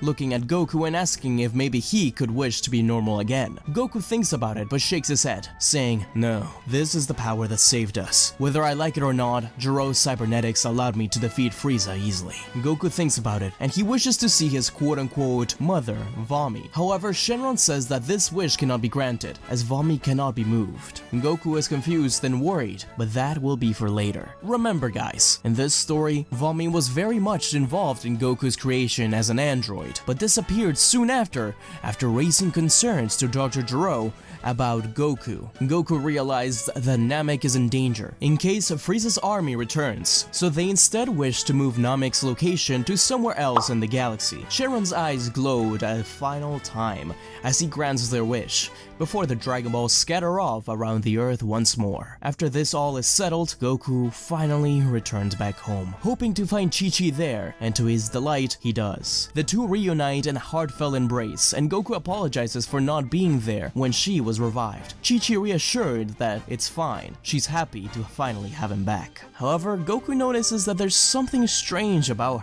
her energy in particular. He decided not to pay any attention to it as to not ruin the moment, nor does she seem out of character or anything. A couple of months passed over time, and we see from the first-person perspective Chi-Chi's eyes, collecting data, analyzing Goku as he shows off the Super Saiyan form to her, explaining all his adventures on Namek. We see a flashback where Dr. Gero had implanted things on Chi-Chi, in particular, something akin to a mind control mechanism. I took inspiration from Android 17 in the Super 17 saga, where his Hellfighter version could take control of his other self, at least to a degree, but I'm getting ahead of myself. The two continue to live a simple but happy life at the foot of Mount Pautsu, even going as far as to build their own home. During this time, they receive countless visits from the other Z-Fighters, Krillin and Piccolo in particular. Krillin often comes to train and ends up staying over. Piccolo also comes to spar with Goku, but he doesn't ever stay for too long, as he feels there's something off about Chi-Chi's energy as well. Goku gets angry whenever someone talks about her like this, but he can't help but be suspicious as well. Chi-Chi retains her personality completely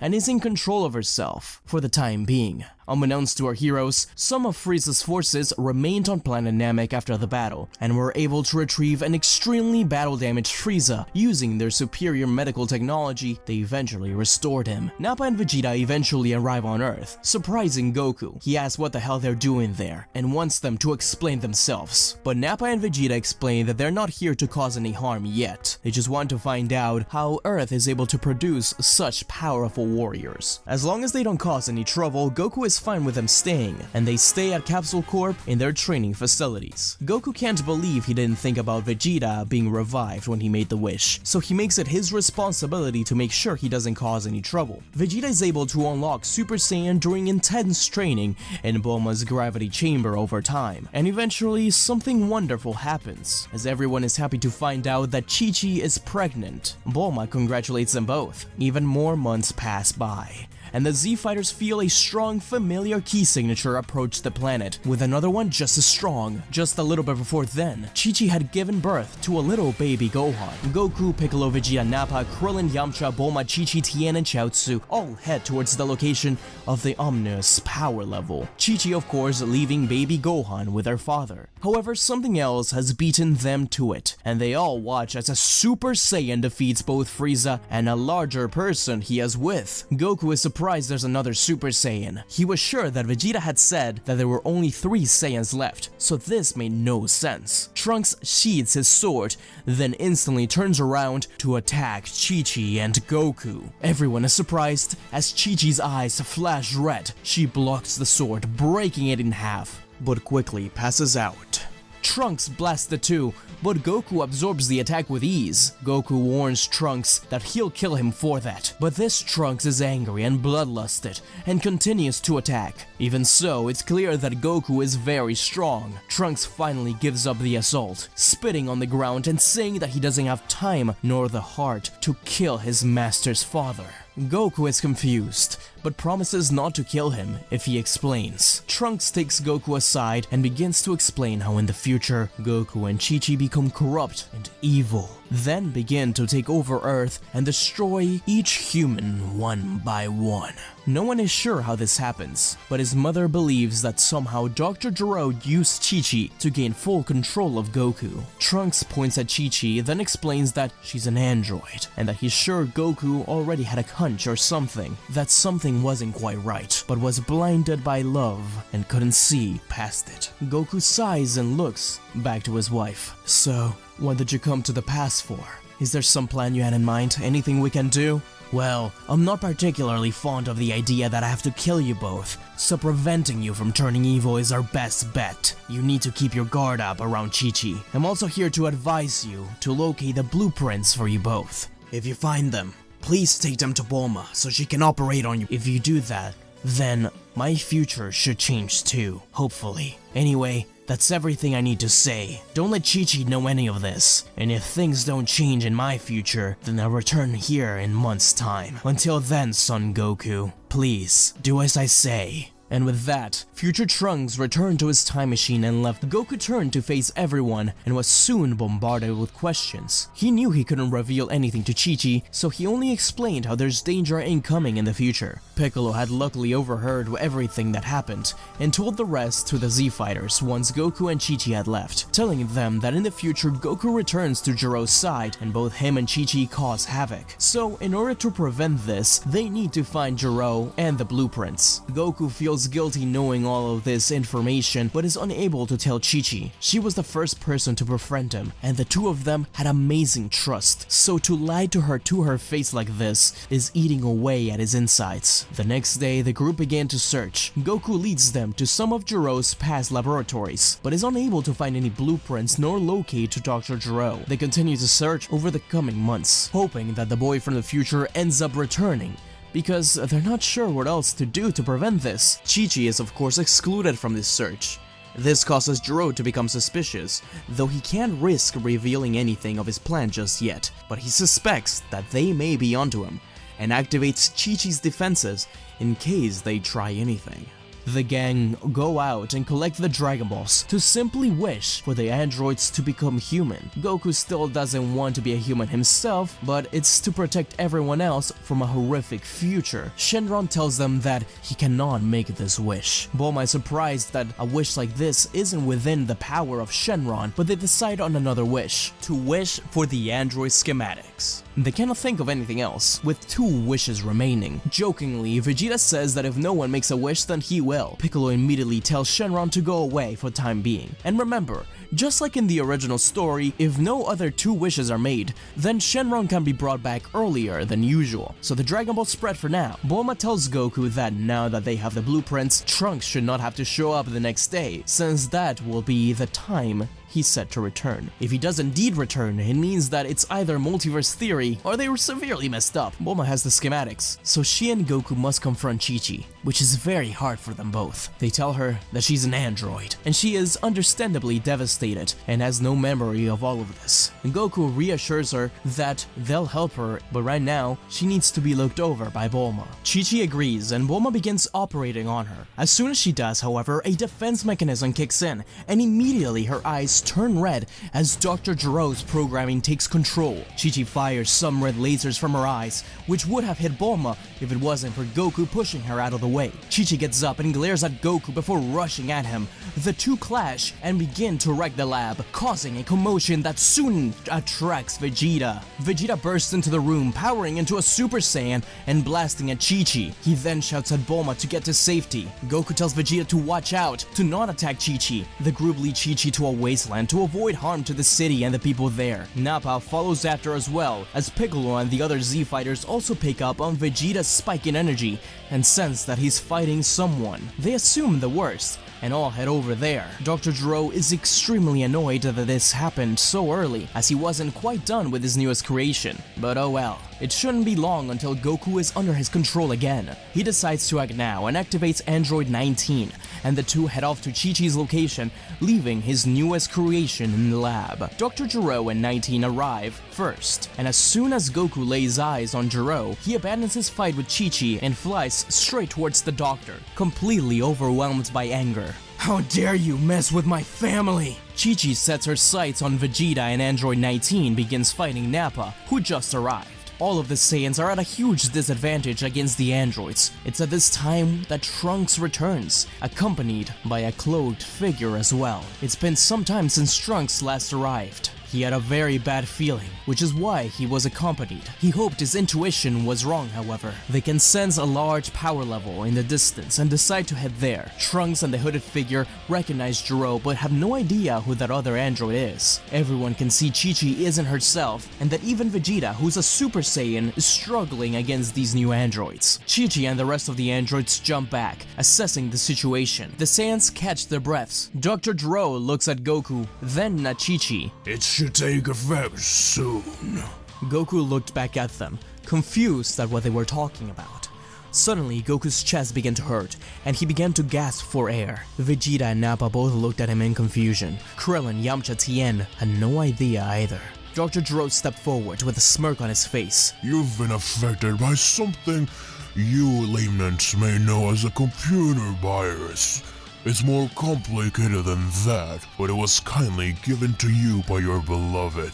And soon enough, you'll be completely under my control. Piccolo doesn't know what to make of this, and instead of standing around, he sets his sights on the fat android. Piccolo and 19 begin to fight. This time it looks as though the android is losing. Vegeta and Nappa get impatient and decide to try their luck again. This time Vegeta takes on Gero while Nappa takes on Chi-Chi. Krillin, Yamcha, and Tien then rush over to Goku's side, asking if he's okay, and for him to fight against whatever it is that Gero is trying to do. Goku tells them to get away before it's too late, as Krillin watches his best friend's eye turn from the usual black to a hellish red. He takes a step back. Krillin gasps, saying, Goku? Vegeta flies towards the doctor and begins beating on him continuously. He flips back and fires a Gallic gun, which blasts his arm clean off. Gero jumps back, holding his injured arm. 19, 15, take care of them for me. Piccolo smirked. I don't think your mind will be taking care of anyone. Piccolo jumped as he blasts several small ki blasts into the air, surrounding the android. Then, with no hesitation, aimed all of them down at 19. How do you like my new Hell Zone grenade? Only a few bolts remained of the android. Looks like he's speechless. Piccolo and Vegeta both closed in on Gero when suddenly Goku dashed in between the two.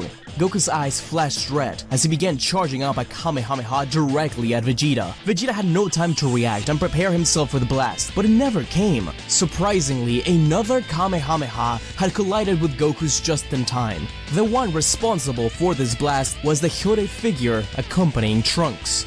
Goku immediately set his sights on this new warrior and dashed towards him in an instant. The cloaked warrior expected this, and they clashed head-on. The force of their strike and ki caused his cloak to rip upon impact, revealing a young teenager with jet black hair and eyes, as well as a mechanical right arm. Goku can't help but feel like he's met this guy before, and during their struggle asks, "Who are you?" The mystery fighter notices that Goku's guard drops ever so slightly and uses the opportunity to blast Goku with his free hand and then flies backwards. "We need to get out of here, now!" He then unleashes a powerful solar flare, and the Z-fighters do as he asks, retreating from the battlefield, knowing that none of them stand a chance against Goku, Chi-Chi, and the Doctor together.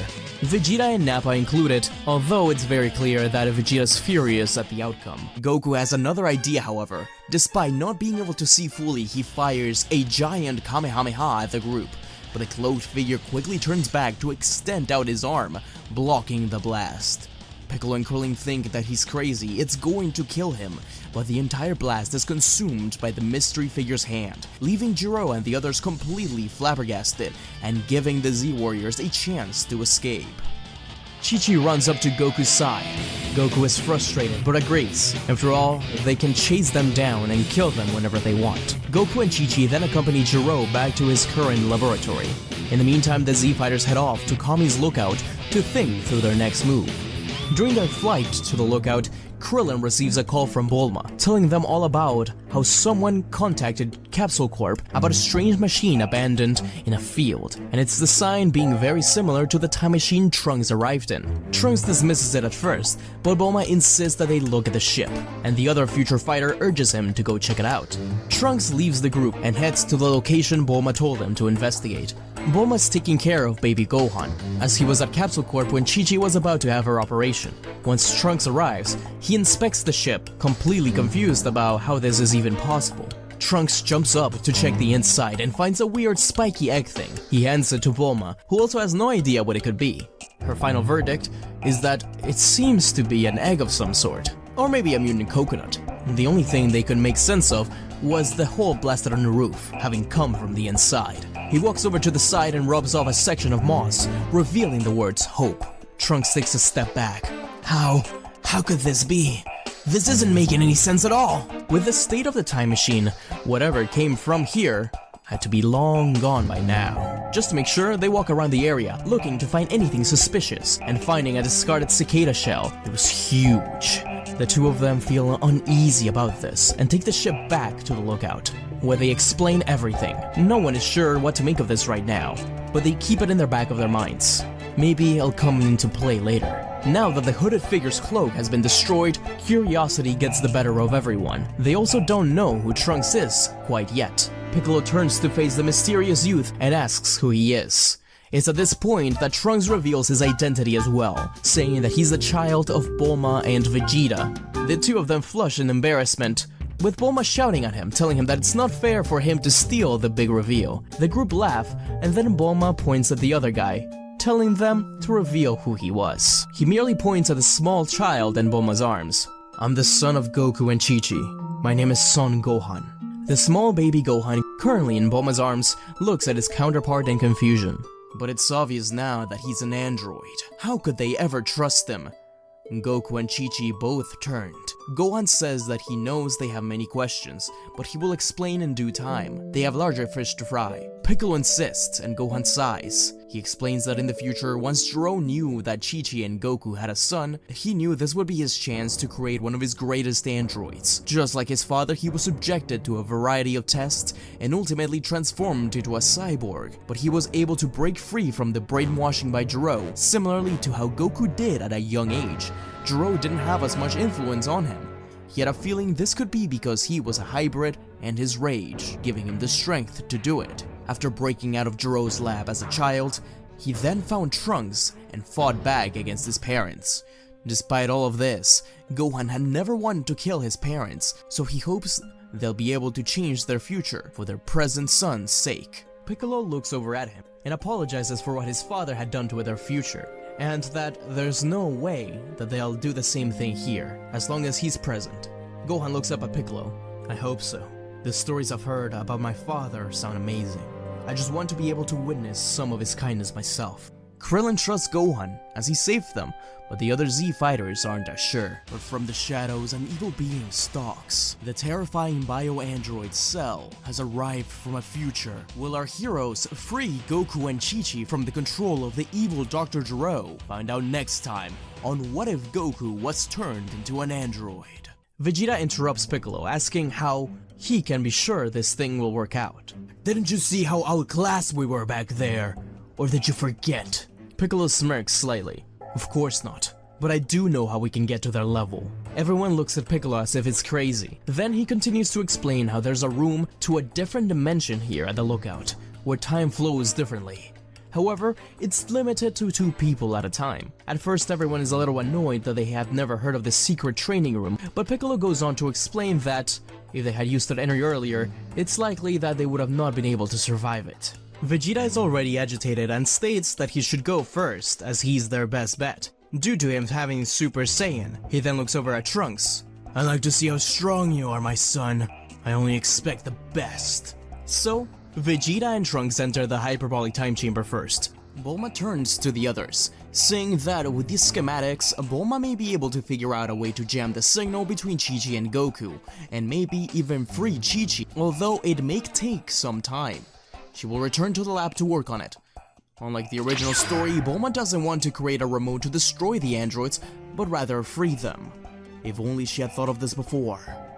But it was too little, too late. She could only hope for the best. In the meantime, the androids go on a rampage before heading towards Gero lab, so he can be repaired. Gohan wants to interfere, but Piccolo doesn't let him go, as he'd only end up getting killed. Once back at the lab, Gero begins to repair himself with the help of Chi-Chi. Goku wanders around the lab until he comes across a new android called 16. He opens it and activates him. The two look at one another, then 16 begins asking why he's been activated so early. In this timeline, 16 doesn't have the directives to kill Goku. Instead, his goal is to achieve Gero's goal and protect the other two androids. Goku, however, seems to be overcome by a sudden sadness as he realizes that this new android was modeled on Gero and Vomi's original son. He's upset at this revelation, but at the same time doesn't hold it against this new android, as it's not his fault. He instead looks as a more positive side, and feels a sense of brotherhood between himself and 16. Goku returns to Gero, stating that he found another android, and that if they want to win, they should have him fight them. Gero is annoyed that he went around snooping on his own, but ultimately agrees that it's for the best if they all fight. Back at the lookout, Piccolo senses a strange presence on the Earth during this time. He goes down to investigate and comes across a city filled with no people, just clothes. He continues to investigate until he comes across Cell. Piccolo has no idea what this thing is, but deduces that it must be a creature that Trunks and Bulma had mentioned, only now it was bigger. The two begin to fight. Piccolo soon realizes that he stands no chance. Luckily for him, Cell doesn't want to fight either, and uses the solar flare to make this escape. Piccolo is relieved, but extremely worried about this new threat. He returns to the lookout to inform the Z fighters on what just happened, and they should be on the lookout for his key signature. A day passes, and Vegeta and Trunks emerge from the chamber. They're definitely much more powerful now, but is it enough to take out the androids? Piccolo informs them both of the developments whilst they were gone, mainly to be on the lookout for Cell. The two of them leave the lookout and head towards the capital to confront them. Piccolo and Gohan enter the time chamber next. The two Saiyans arrive at the capital, but are met with Goku and Chi-Chi. Gero and 16 simply watch from the sidelines. Trunks is horrified to see yet another new android. Vegeta takes on Goku and Trunks fights Chi-Chi. The two Saiyans put up a good fight against their mechanical foes, but even with this huge power boost, they appear to be at a disadvantage still. Both Vegeta and Goku are fighting in Super Saiyan, and at this point, both Vegeta and Trunks have grade 3 and 2 respectively, but Vegeta knows better than to use that against Kakarot right now. Trunks, however, does use his super form, and manages to land a few powerful blows on Chi-Chi, but the form is clearly not very efficient. Vegeta was starting to lose ground, when suddenly there was an ominous presence. From behind, Cell sneaks up on them, and immediately tries to absorb Goku. If it wasn't for Vegeta's expression, then Goku wouldn't have noticed that there was something behind him, and been able to evade it just in time. Vegeta and Trunks put some distance between them all, and deduced that this must be the creature Piccolo had been talking about. Goku and Chi-Chi had no idea who this new enemy was, and were confused when both Trunks and Vegeta seemed already aware of this creature. The only person who seemed to recognize this thing was Gero, who looked as if he'd just seen a ghost. Goku was about to question him when the creature suddenly looked at the doctor and said, "Hello, Father. I'm here to fulfill your mission and avenge you."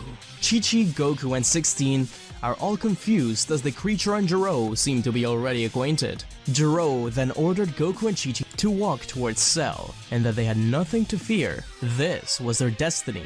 Chi-Chi and Goku didn't know what he was talking about, but they followed his orders and began to walk towards the bio-android. Vegeta and Trunks didn't know if to interfere, but before either of them could act, it was 16 who acted first, turning towards the doctor and questioning him on what he was doing, reminding him that Goku was like a son to him, so this made no sense. "That is no son of mine, not anymore. He will be used to serve a greater purpose." 16 gets upset and starts shouting at them to stop, before physically grabbing Goku. Both Gero and Cell get angry. 16 keeps trying to snap Goku out of it, but nothing seems to work. Him and Chi-Chi are in a trance. Trunks rushes in to attack and stop them, but Vegeta is too intrigued by the power. 16 tries to yell at Chi-Chi to stop, but Gero insists to 16 that this is the only way. Chi-Chi gets there first, and the spectators only wish that they could erase what they had witnessed.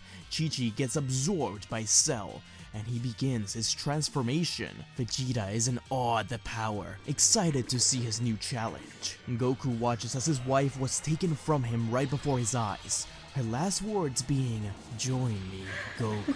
Gero's mind control begins to falter as his rage erupts at the sight of his wife's seeming death. But it is clear that he was having trouble breaking free from it. Trunks curses. It seems like, just like in the future, his master's father would never be truly free. That's when he hears someone yell from behind. Bulma. She threw something at the future Saiyan, who caught it. Trunks couldn't believe it. Could it be? Yes, Bulma had finished it, the remote control to jam the signal between Chi-Chi and Goku. Trunks pressed it and broke Goku free.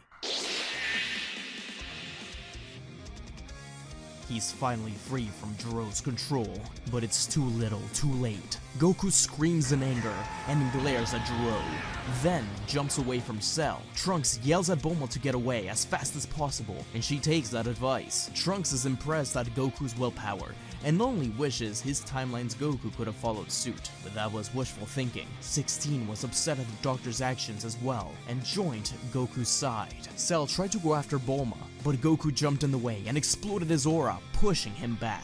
Goku turned to Trunks and Vegeta, apologizing for his earlier actions, as he was not in control of himself at all. 16 says that if they all work together, they should be able to take this threat down. So Goku, Vegeta, Trunks, and 16 all team up to fight second form Cell. Dr. Gero is extremely angry that 16 decided to betray him, just like Goku had. He orders Cell to kill them all and absorb Goku quickly so that they can continue with their plans of world domination. They battle for some time, and it actually seems like they're going to win. That is until Cell retorts to use a solar flare, all four of them being blinded at once. Cell uses this opportunity to get to Goku. Goku couldn't do anything to protect himself and soon felt Cell grab him. He called out to the others, but Trunks and Vegeta were far away. 16, however, was not, and he rushed to Goku's side. He begins attacking Cell the best he can without the use of his eyesight. 16 eventually manages to free Goku, but then Cell decides that he'll get rid of this pesky android by destroying him. Cell points his stinger out to 16, ready to pierce him, but he then realizes that he's fully mechanical and thus unable to be absorbed. Even so, Cell continues to beat on 16 and pierces over and over through his mechanical body. Goku watches in horror as 16 is continuously attacked, but 16 had a plan. He screams at all of them to take cover and get away from the area as quickly as possible. They can't afford to get absorbed. Goku already knew what he was planning to do and got away from the area with the others, but he tried to tell 16 that there could be another way, but it was too late. The android had made up his mind,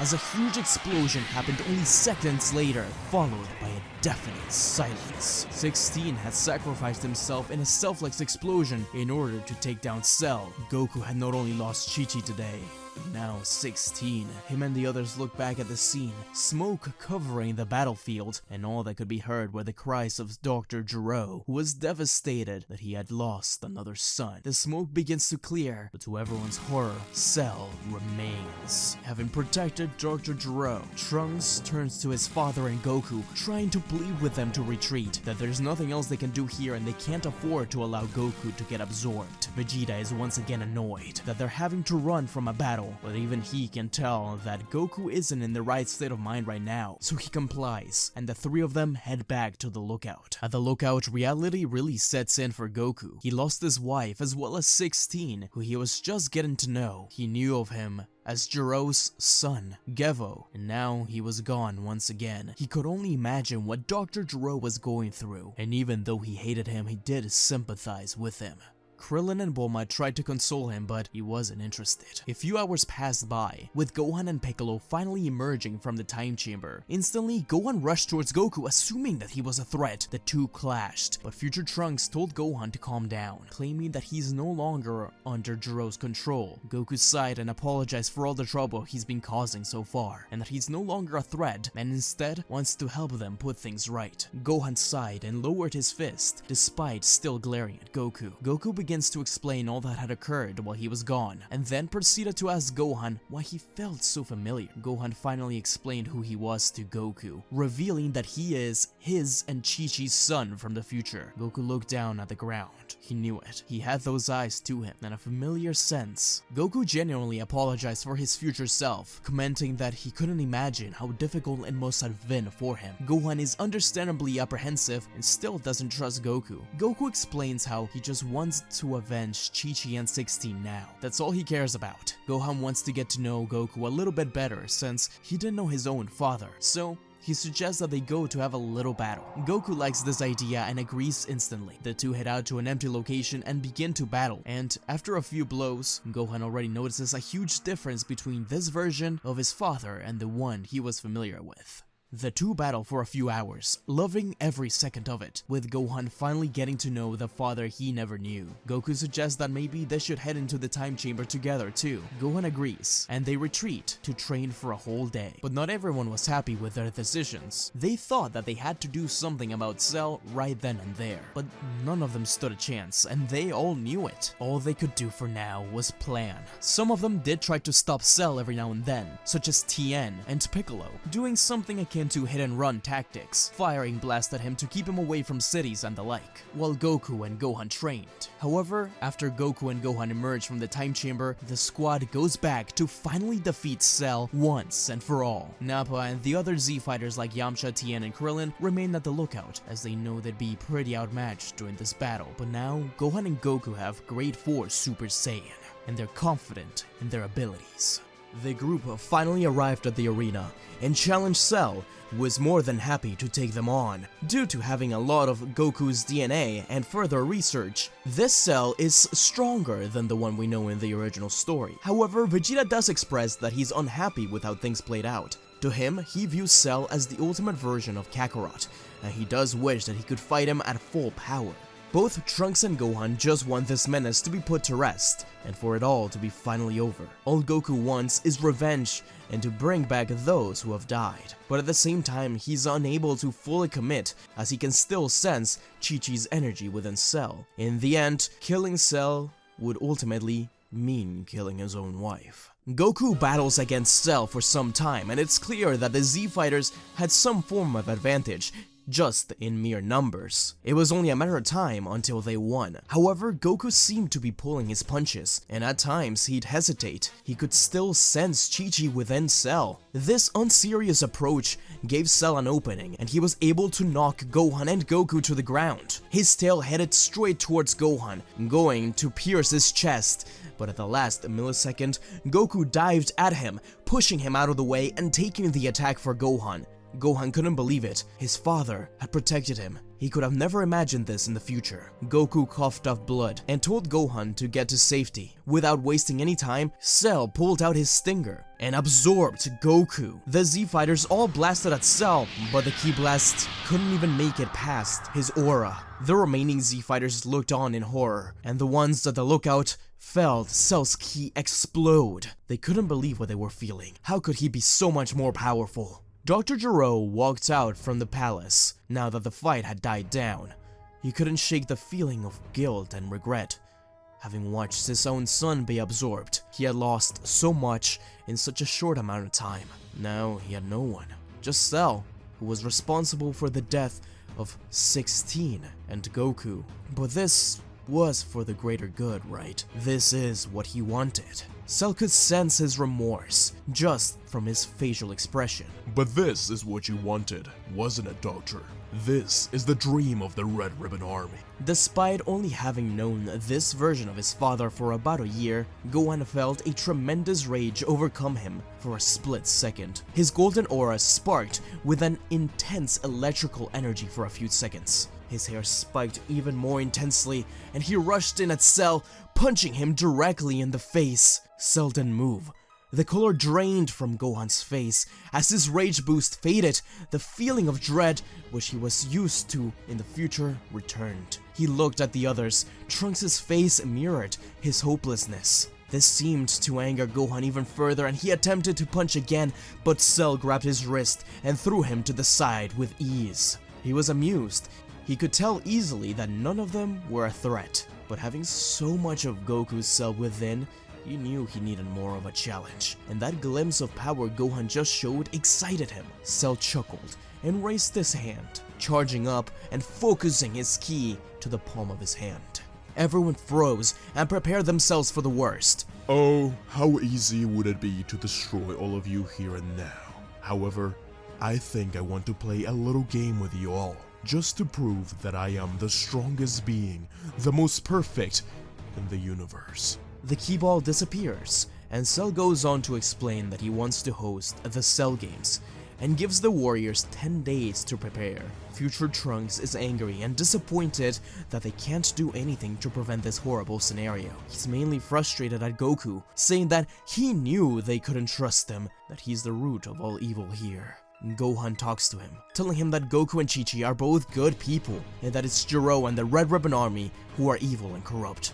They're the ones pulling all the strings. And so, Cell left, leaving the worried Z-Fighters behind. Cell and Dr. Gero found an area to host the games, but Cell couldn't shake the feeling that Dr. Gero was judging every single one of his actions negatively. Over the 10-day period, Trunks' opinion on the androids begins to change a little as Gohan recounts his experiences and talks about the time he shared with his father inside of the chamber, though it's very hard for Trunks to admit it. Future Gohan also explains to all the Saiyans he felt some incredible power overtake him. It was nothing like the power of Grade 2 and 3. It was beyond that. Vegeta and Future Trunks return to the time chamber for the time being, while everyone else trains in their own ways. And so, the day of the Cell Games arrive. The Z-Fighters find a huge arena in the middle of nowhere. Dr. Gero is also there, watching from the sidelines. And though Mr. Satan and his camera crew appear, unlike Goku, Gohan is much more serious, and doesn't care about this tournament format, nor whatever Mr. Satan was doing there. He flies above the arena and fires a powerful Masenko that destroys it, reducing it to rubble, and pushing Mr. Satan and the crew off to the side. I'm not here to play games, Cell. I'm here to save my parents and set things right. Cell is insulted, but he realizes that Gohan's power has already increased a lot ever since the last time they met. The two clash, and a momentous battle begins, and as it gets more and more intense, Gero realizes just how much destruction was going on. He sees in Gohan Goku, a person who he slowly started to see as his own son. He had given him up. For what? World domination? This quote-unquote perfect being? And what about 16? He lost his son, recreated him, and lost them again. And Vomi, what would she say if she was here? It's too late for regrets now. Dr. Gero tells Cell to stop, that this isn't what he wants anymore, as the planet gets more and more destroyed. But Cell grows tired of Gero's complaints and walks over to him, tilting his head and asking if he really wants him to stop. Dr. Gero says yes, this isn't right, in point-blank range. Cell pushes his arm through Dr. Gero, then pulls it back, making the android fall apart. As only ahead, Dr. Gero asks why, but Cell says, "Am I not your perfect being, Doctor? I think I know what's best. To think I came from such an imperfect being."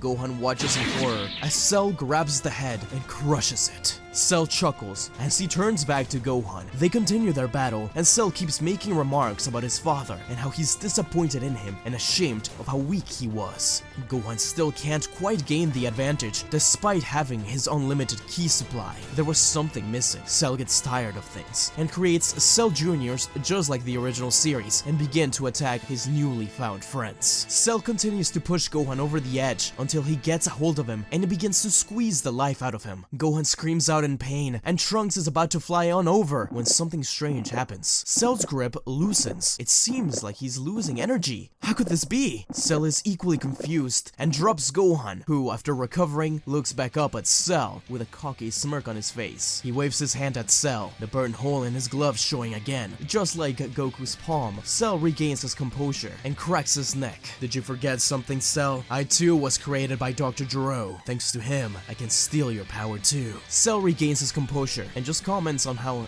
this makes things more interesting. Gohan laughs condescendingly at Cell before balling his fist and beginning to power up. Gohan uses all the resentment he's built up against Cell. All those comments on his family keep swirling in his mind. All the pain he's inflicted on his friends. All his anger just building up. He knows he has to get beyond. He knows there's something he can achieve, but Cell isn't going to allow this to happen. He begins to fire blasts at Gohan when Trunks jumps in, taking the blunt of the attack. His jacket being burnt off completely as he falls to the ground. Gohan was protected, but Trunks was severely hurt. He looks back at his friend, telling him to prove that he's right. Bring back his parents. Prove that they're good people for their future. As shockwave is felt across the earth, and Gohan's hair spikes up once more, an intimidating, crackling, electrocuting aura surrounding him. He had finally achieved Super Saiyan 2. Cell cocks an eyebrow, rushing in to punch Gohan, but Gohan catches the fist and smiles. My turn.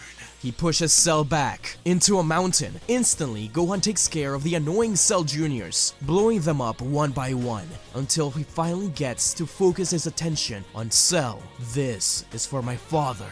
Gohan then launched a giant, powerful Kamehameha that shakes the earth. Cell can't believe it, but he catches himself in midair, firing another Kamehameha right back. You may think you're the perfect being, Cell, but I have something you don't. The support of everyone behind me. Trunks, Piccolo, Krillin, Bulma, Vegeta, even my father and my mother. I can feel them supporting me. Future Trunks and the other Z fighters help out by blasting Cell. Gohan smirks as he just keeps channeling more and more energy into the blast. He was an android after all. He had to embrace all of his sides. His android side, his human side, and his Saiyan side. Looks like Dr. Gero's brilliance was his own undoing. I guess this makes me the ultimate android. Huh, Cell? With a final surge of energy, the beam built up once more, pushing back and obliterating Cell into nothingness. The battle was won. The Z fighters had no time to celebrate as they had responsibilities to fulfill, but Gohan smiled up to the sky, thanking his father and his mother, as he knew they were with him all along. Since they were unable to make the wish on the Dragon Balls immediately, as they had to wait 4 months as opposed to a year, the group decides to head back to Capsule Corp to regroup and heal up. And with that, 4 months passed by relatively quickly. Once the day arrived, Bulma checked the Dragon Radar and found all 7 Dragon Balls. Once they were all collected again, Dende summoned Shenron, and their wish was made. Chi-Chi and Goku were revived. But despite being revived, Chi-Chi was still evil and under Dr. Gero's brainwashing. Fortunately, Goku managed to restrain her before she could cause too much trouble. Luckily for them, Bulma had brought along the remote she invented, which jammed the mind control signals from Gero's computer. As Goku knocked out Chi-Chi, they were finally able to operate on her, while having all of the Z fighters restrain her just in case. Bulma said that it was the same principle she had to use with the remote for Goku, and after the operation, she finally calmed down and went back to her senses, immediately running over to Goku and baby Gohan and hugging them both, apologizing for all the pain she caused. She didn't remember a lot of it, but she knew it was hard-fought battles. Of course, Goku forgave her. Chi-Chi then turned around to look at the future warrior, who instantly hugged her. Chi-Chi didn't know who he was. He had a very familiar aura to him. The two looked at each other and smiled, as Chi-Chi asked why he seemed so familiar. Goku said that it was complicated, but basically, it's their future son. Chi-Chi couldn't believe it. She caressed his face, telling him that he looks tired. Gohan laughs. Well, I am. Goku made sure to request that Bulma rebuilds Android 16. He was a good guy, and the closest thing he had to a family in the sense of Dr. Gero. Goku was still very saddened by his loss, but he knew that the world was better off without any more androids. Once everything was settled, Gohan and Trunks head to the future. Not only did they have the schematics in hand and the remote, but they had become so much more powerful, and they would finally be able to free their future by saving future Goku and Chi-Chi. But a greater threat looms over the horizon, in the form of Majin Buu. Next, what if Goku was turned into an android? Since Goku is alive and Gohan is too young to have interactions with Videl, there is little reason for the Z-Fighters to go on the tournament. One day, while Goku and Vegeta train together in the mountains, they sense something strange. Goku cocks an eyebrow as he stops the fight, telling Vegeta to wait. There is a dark key by the island. Vegeta tried sensing it, and they both looked at each other. They just felt hundreds of lives fade away slowly. Goku wanted to go investigate, but Vegeta was upset about it. He was finally getting close to surpassing Kakarot. He could feel it. There was nothing getting in the way. Little did he know that Goku had done a lot more of training in his free time and unlocked a stage even beyond Super Saiyan 2. A stage that, though quite taxing on his body, his unlimited energy made it pretty much flawless from the start. Worrying that something similar to Cell could happen, Goku stops by his house, asking Chi-Chi to tell the others and to come along and help. If things went bad, Goku did have something he could use, but he was hoping to keep it secret. At the tournament grounds, Spopovich and Yamu were going one by one, taking the energy from every single one of the participants and spectators at the tournament arena. Kibito and Shin watched them from afar, cursing under their breaths. There was nothing they could do. Until they collected enough energy, they wouldn't leave, and they needed them to find the location of Babidi's ship. They were hoping that those strange Saiyan warriors appeared at the tournament. They could have at least used their Super Saiyan form then. Unbeknownst to them, the Z-Fighters were already on the way. Vegeta was annoyed that their battle was interrupted, saying that he didn't care if these people lived or died. Krillin, 16, Piccolo, Nappa, Gohan, Trunks, Goku, Chi-Chi, and Vegeta were making their way to the tournament arena. Once they arrived, they completely surprised Shin and Kibito. Kibito wants to act right away, but Shin holds him back. There's something strange about this. He can't sense some of their ki, and it seems that they are accompanied by someone akin to the Guardian of Earth. Chi-Chi kicks Mr. Satan out of the way of the Kili container, instantly kneeing Spopovich in the chest. To her surprise, he wasn't too hurt by the attack. She held back just in case these were normal human beings. What now? What were they? Goku yelled at Nappa, Krillin, and the kids to grab the survivors and run away. Nappa grabs Mr. Satan, commenting on how he's lucky to be alive, and that he liked his mustache. In the meantime, Chi-Chi kicked Spopovich across the face. Maybe she had gone too overboard, and it seemed like his neck had something wrong with it, and thinks that maybe she killed him. But Spopovich stands up, cracking his neck. She was powerful enough to catch their attention. As Chi-Chi stares in surprise at Spopovich, Yamu stabs her with the Kili container. This isn't what Kibito had in mind, but it'll do. Goku rushed in to help her, but Kibito and Shin jumped out and stopped Goku dead in his tracks. But to even Kibito's own surprise, Yamu and Spopovich are left dumbfounded by the lack of Kili they collected. They look up at Chi-Chi, who smirks at them and kicks them away. This gives Goku a chance to push past Kibito and stand by his wife, the two of them charging a blast at the palm of their hands. Kibito and Shin curse. They need to find Babidi's ship. They can't let them kill the only leads they have. Vegeta grabs Kibito by the collar, asking him what the hell is going on. Kibito slaps his hand away. How dare he? Kibito says that if he values his friends, then he'll use that form.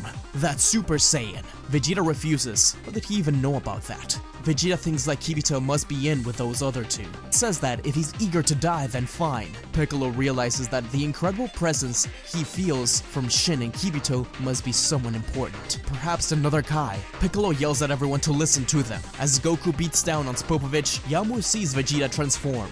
Vegeta gathers ki and powers up into a Super Saiyan. Finally, Yamu rushes in at Vegeta, as Kibito and Shin paralyze the androids and Vegeta, so the Majins can take the power and fly away back to their master. As soon as Kibito lets them go, he starts to apologize, only to be met with a punch to the face by Vegeta. Chi-Chi catches the attendant, questioning him. Kibito frees himself and tells them all that they're all idiots. They needed to find Babidi's ship and stop the birth of the monstrous Majin Buu. Kibito finally begins to explain everything, with Goku being very upset that he didn't do anything to help the humans out. But Kibito says that sometimes sacrifices like that are necessary. This sticks to the mind of Goku. Goku and the others agree to come along, with Goku quickly going to Korin to get a few senzu beans first. Gohan hugged his mom, happy to see that she was alright. He swore to get revenge for her. The group heads off to find Babidi's spaceship, being careful not to be seen by the Majin underlings.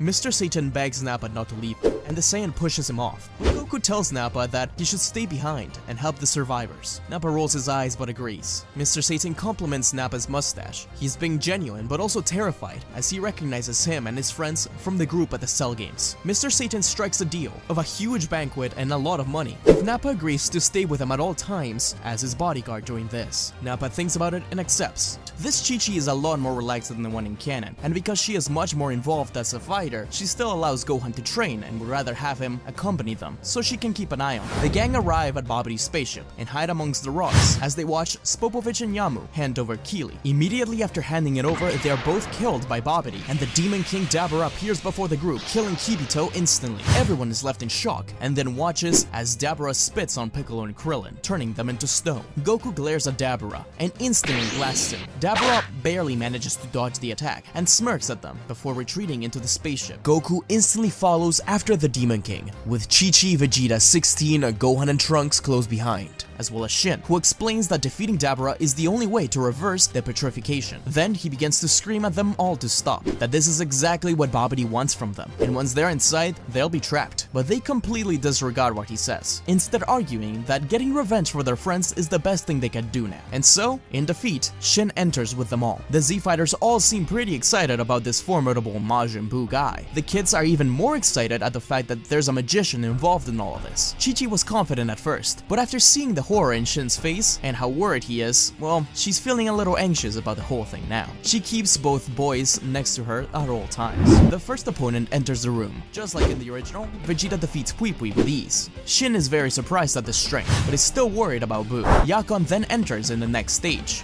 Goku and Chi-Chi play rock, paper, scissors, and once again, Goku's victorious, defeating him just like in the original. Chi-Chi was up next. The group waits around until finally the door opens and Dabura steps out. 16 is worried about how easy they have been taking things, telling Goku to get out there and go all out, but Goku simply says that Chi-Chi hasn't gotten her turn yet. Chi-Chi rushes forward, firing powerful ki blasts. She keeps her distance, as she's aware of his spit. The two continue to battle for a while, but it's extremely obvious that Chi-Chi is struggling against this foe. Vegeta gets impatient, commenting on how this fight is a waste of time. Gohan and Trunks are a little worried, especially after Dabura pulls out a sword.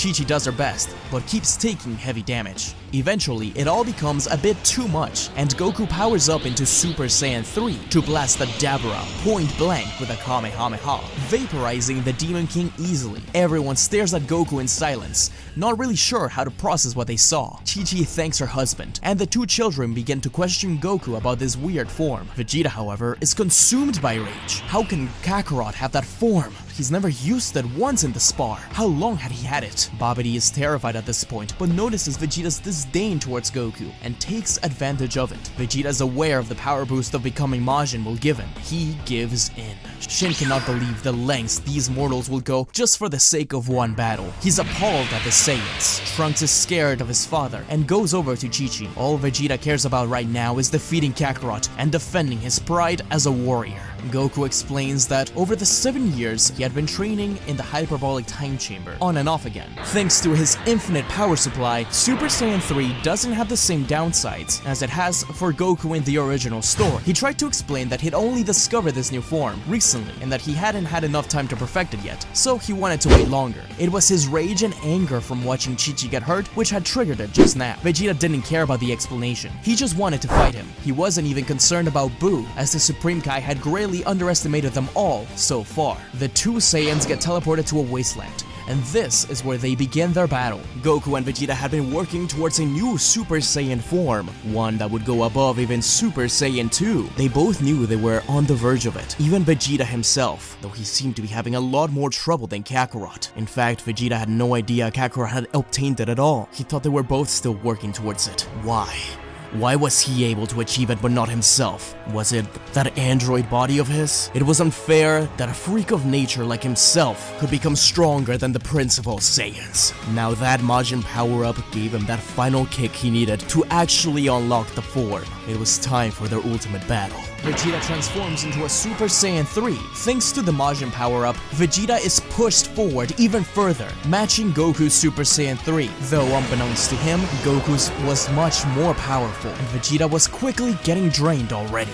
Goku can't help but get excited at this fight. The two begin their legendary battle, sending out shockwaves across the world. Chi-Chi is disappointed but not surprised that things turned out this way. She turns to face Shin and tells him they can't give up just yet, and maybe they can destroy Buu before he gets a chance to wake up, or at least wake him up with insufficient energy. Shin sighs and agrees that this is their best bet. In the meantime, Piccolo and Krillin had been released from their stone prison and rejoined the group, so Piccolo, Krillin, and the boys joined Shin and Chi-Chi in destroying Buu's ball. Babidi is the only one left protecting the ship, as he's powerless from stopping Shin and Chi-Chi from unearthing Buu's ball. Babidi screamed at them to stop, but they didn't listen. Chi-Chi, Shin, Piccolo, Krillin, 16, Gohan, and Trunks all begin blasting at the ball, trying their hardest to destroy it once and for all. In the meantime, Goku and Vegeta continued their epic battle. Both were Super Saiyan 3s, and Vegeta was actually doing extremely well against his rival. Goku could hardly defend himself against the enraged Saiyan Prince and was sent hurling back into a rock formation after taking a direct hit from a Gallic gun. Vegeta smirked as he continued his assault on the android. Unbeknownst to him, Goku was more or less letting this happen. He knew how hard it was for Super Saiyan 3 to be controlled. It was only a matter of time until Vegeta got tired and worn out. Meanwhile, the other group continued to blast the ball, the Killy counter almost full. Everyone banded together, and as a group, they fired a huge concentrated ki blast at the egg. After the smoke cleared, Buu's ball rolled onto its side and split down the middle. Had they done it?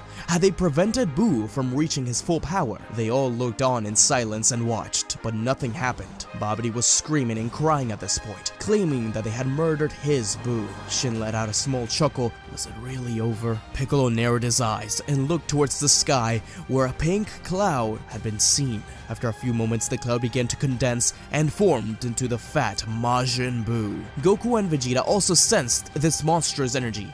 Shin fell backwards, completely terrified at what just happened. Buu began singing and jumping around, giving off the appearance of a totally innocent, harmless being. But Shin knew better.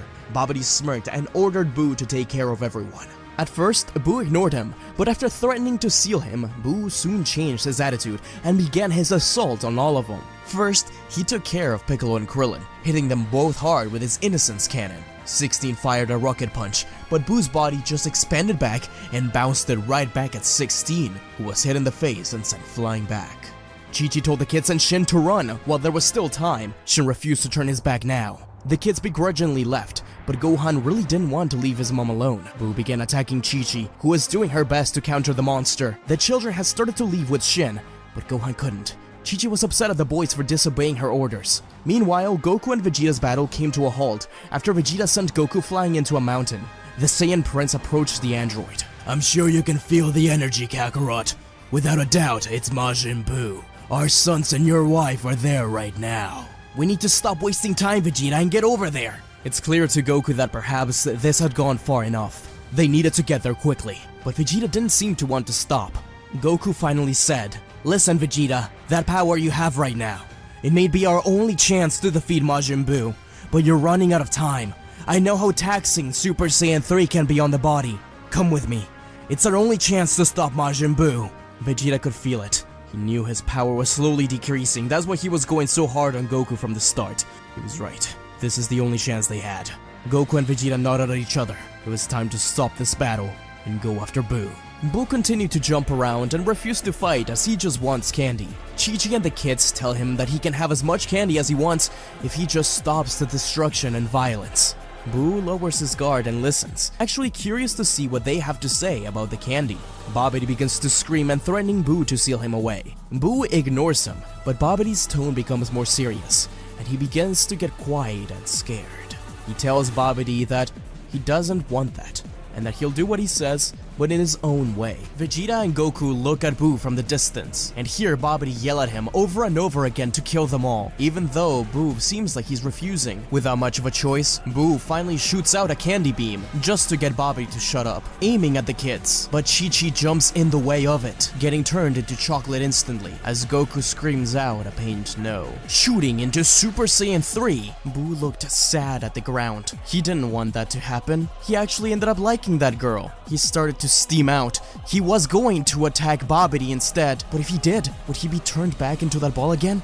He didn't want that. He didn't have a choice. He had to fight these people, didn't he? Boo didn't even reach to eat the candy. Not knowing exactly how the beam works, Goku yells at 16 to take the chocolate and the kids and get out of there. They'll turn her back somehow. But unlike all the other villains they faced, Boo didn't seem to have bad intentions. He seemed just like a confused child. Babidi. He was threatening him. He was the real bad guy here. Goku had to fight through the anger of seeing Chi-Chi get hurt in order to calm himself down enough to face Boo. Goku instantly jumps into Super Saiyan 3 again and begins beating on Majin Buu, as Vegeta tells the kids to back away and he helps Goku out. But after a few minutes, it becomes apparent that Boo is acting on Babidi's orders, even if he is having the time of his life fighting this powerful being. If there's a way to reverse what happened to Chi-Chi and stop the fight, then he'll take it. He doesn't want to fight right now. He listened to himself say that. It was ridiculous. He always wanted to fight. This was getting too dangerous. Goku's eyes blazed with anger as he confronted Babidi and Boo. His usually calm demeanor was replaced by a steely resolve. He couldn't forgive Babidi for making Boo turn his beloved wife into chocolate. He was determined to make him pay. Vegeta continued his relentless assault on Boo. Goku focused on him as well. He couldn't understand why Boo would follow Babidi's orders, knowing that he was being used for evil purposes and had no free will. Goku knew that Boo had the powers to resist Babidi's influence and make his own choices. Boo, listen to me, Goku shouted, trying to get through the pink creature. You don't have to follow Babidi's commands. He's using you for his own wicked plans. You're better than that. The way you and Chi-Chi talked, I know you didn't want to do that to her. I may not be able to forgive you now, but I don't want to kill you. Boo looked torn, his innocent eyes flicking with confusion. Goku could sense the conflict within him and he pressed on. She may be gone forever, and I can't forgive that. Vegeta, overhearing Goku's words, grew impatient. He yelled at Kakarot to get out of the way, launching another attack at Boo, saying that they need to finish this at once. But Goku stood his grounds. I won't let you kill Boo like that, he said, his voice stern, especially if there's a chance to bring Chi-Chi back. I promised her I would protect our family. I won't back down. Goku finally calms down a little and asks why he fights on Babidi's orders, explaining his own circumstances. He too was created to be a being of destruction, to defeat everything that stood in the way of his quote-unquote father. He was more than that. He found people he cared about, people he loved. Perhaps Boo could do the same. And if it's candy that he wants, they'll find candy. Boo relates to Goku, and the two share a small moment. I promise you, if you bring her back, both me and Vegeta will return, and we'll fight you even stronger. It'll be really fun. But first, bring Chi-Chi back. Babidi, sensing his imminent defeat, egged Boo on. Attack them, Boo! Show them your power! He shrieked, hoping to regain control over his creation. Boo hesitated, looking torn between Babidi's and Goku's words, but ultimately he made a decision. With a determined face, Boo used his magic to reverse the spell brought upon Chi-Chi. Goku's heart swelled with relief as he heard 16 yell at him that Chi-Chi is back, being held by the android. But Vegeta and Shin's anger towards Babidi hadn't subsided. The Supreme Kai turned to Goku, saying, Goku, stop Babidi now, Shin said, his voice tinged with anger. This is the ultimate evil. You can't let him escape. Shin was going to blast at Boo, but Goku cut him off. Don't try to go after him now, he warned. I won't let you harm him. He saved my wife. And now I have a promise to keep to him. I promised Boo I'd fight him again. With a nod towards Boo, Goku grabbed onto Vegeta and burst away. Vegeta yelled at him to let him go. Shin and the others didn't have any option but to follow them. Shin cursed. These Saiyans, they were something else. But even he had to admit that there was something strange going on within Boo. He was definitely changing. Vegeta continued to yell at Goku that he had to defeat Boo, that it was stupid to let him go like that. Goku said that that may be so, but there was plenty of times Goku could have killed Vegeta and he didn't. This one time, he asked them all to trust them. They arrived at the lookout, where Chi-Chi woke up, relieved to be alive but furious at Goku for letting Boo go. She yelled at him, tears streaming down her face, demanding answers. Goku looked solemn. Boo is not evil, he said firmly. He helped us. and I believe that he can change. If things go as planned, then Boo will listen to us. He will defeat Babidi himself. Then, without someone giving him commands, we can give them that chance to turn another leaf. Trust me, Chi-Chi, this is our chance to bring everyone back. Babidi yells at Boo to chase after them, but he simply stands there. Babidi spits at the ground and says fine, they will be the last ones. But soon enough, Boo, you will answer to me. But Goku's words remained on Boo's mind. Boo and Babidi begin destroying and taking over the backwards planet. The two rampage, but Babidi becomes increasingly more dictatorial. Babidi orders Boo to continue destroying things, but the things that Goku said remain on Boo's mind. At first he listens, but eventually he gets tired of it and simply kills Babidi, making himself a small home and retreating to it, though he's still really hungry and hopes that Goku will appear again with food. The Z fighters see the horrible massacre that has already occurred. Even if he stopped early on, a whole city was destroyed in the meantime. Piccolo becomes angry, telling Goku that they need to interfere right now. Goku is saddened that Boo didn't change right away, despite being given a chance. He was about to leave the lookout when Dende informed them of something: Mr. Satan and Nappa. This surprised everyone. The group decided to wait and watch as things developed. Mr. Satan gets called in to deal with Boo. He asks Nappa to accompany him, as the two are pretty good friends now, and eventually, they become friends with Boo. The Kaioshin continues to scream at them to do something. Surely with the power of Super Saiyan 3, they'll be able to defeat him. Vegeta scoffed, saying that he knew what Kakarot was thinking. Yes, perhaps his Super Saiyan 3 would be enough to defeat Boo. But Goku, just like Vegeta, sensed that Majin Buu isn't completely evil. They watch as Majin Buu, Mr. Satan, and Nappa play around outside with a dog named B, as someone fires a shot at the dog. But with Nappa around, he sees the shot coming, stepping in the way and catching the bullet, saving the dog. It still angers Majin Buu, who rushes towards the gunman and unleashes a barrage of ki blasts, instantly killing him. Mr. Satan and Nappa look at each other, sweating bullets, thanking God that they've become friends with him, and realizing that this creature isn't inherently evil. He can love. He clearly loves them and the dog. The Z fighters in the meantime set out to gather the Dragon Balls, believing that there's hope in helping Boo. They wish for everyone who was killed by Boo to be brought back. The Kaioshin is healed, and Kibito is revived. As lives were brought back, Chi-Chi looked at Goku. He asked him why exactly he spared Boo. Goku sighed. He had already explained this, but he knew it was a huge deal to everyone. He thought of losing Chi-Chi. Was he making the right decision by doing this? The second he thought she was gone again, he was ready to destroy Majin Buu. But in her last moments, she connected with him, and he felt that. That was worth saving. Chi-Chi stayed silent, but yeah, there was something good in him, and he seemed to be repenting when Chi-Chi was talking to him until that Babidi guy started talking. He was the real bad guy here, wasn't he? Goku nodded with a smile. Chi-Chi sighed. Goku. 16 smiles at Goku, telling him that he's insane, but he did see how he reacted to Chi-Chi. Perhaps they had a chance. You see, dear viewer, slowly, the harsh Goku we know as the android is slowly changing, becoming a little bit more like the one we know, more hopeful, seeing the good in people, because he knows how hard it is for everybody to see just evil in him. Kibito interrupted Goku, questioning him on if he was sure about this. Goku reassured him, there is a way to stop Majin Buu without killing him. Many of his own friends were once his enemy. But above all, Goku said, I'm strong enough to defeat him if needed. Don't worry, he'll be under my supervision. And if anything goes wrong, I'll take care of it. Shin and Goku shared a determined scowl, but finally, the god nodded, giving Goku the permission. He couldn't believe he was doing this, but there was something about that Saiyan that made him trust him. Goku looked at Vegeta, telling him that they have some training to do in order to keep their promise. As Mr. Satan and Nappa take care of Buu, Goku finally arrives, after training for some time in the time chamber with Vegeta. While in there, Goku and Vegeta have their final battle, finally taking the time to settle some differences they clearly had. It was through sheer training and a grueling fight that Vegeta was finally able to unlock Super Saiyan 3. It was much harder for him to use. It weighed him down. His body just couldn't take it. He had to be more careful. Kakarot had advantages he didn't. Even if he was behind him, he was doing everything on his own. He wasn't some cyborg, and Vegeta could be proud of that. Goku still has a promise to keep. He tells Buu that he knows he isn't completely evil, and they'll get him lots of food whenever he wants. Looking over at Mr. Satan, who nods, a little scared. Goku goes on to say that he still wants to battle, only if he promises to stay a good guy. Majin Buu says, Boo wants to fight, Boo wants to eat, and Boo wants to stay with friends. and Goku smiled, saying, "That's what I like to hear. Come on, Vegeta, let's do this." Nappa and Mr. Satan watched as Goku and Vegeta clashed against Majin Buu.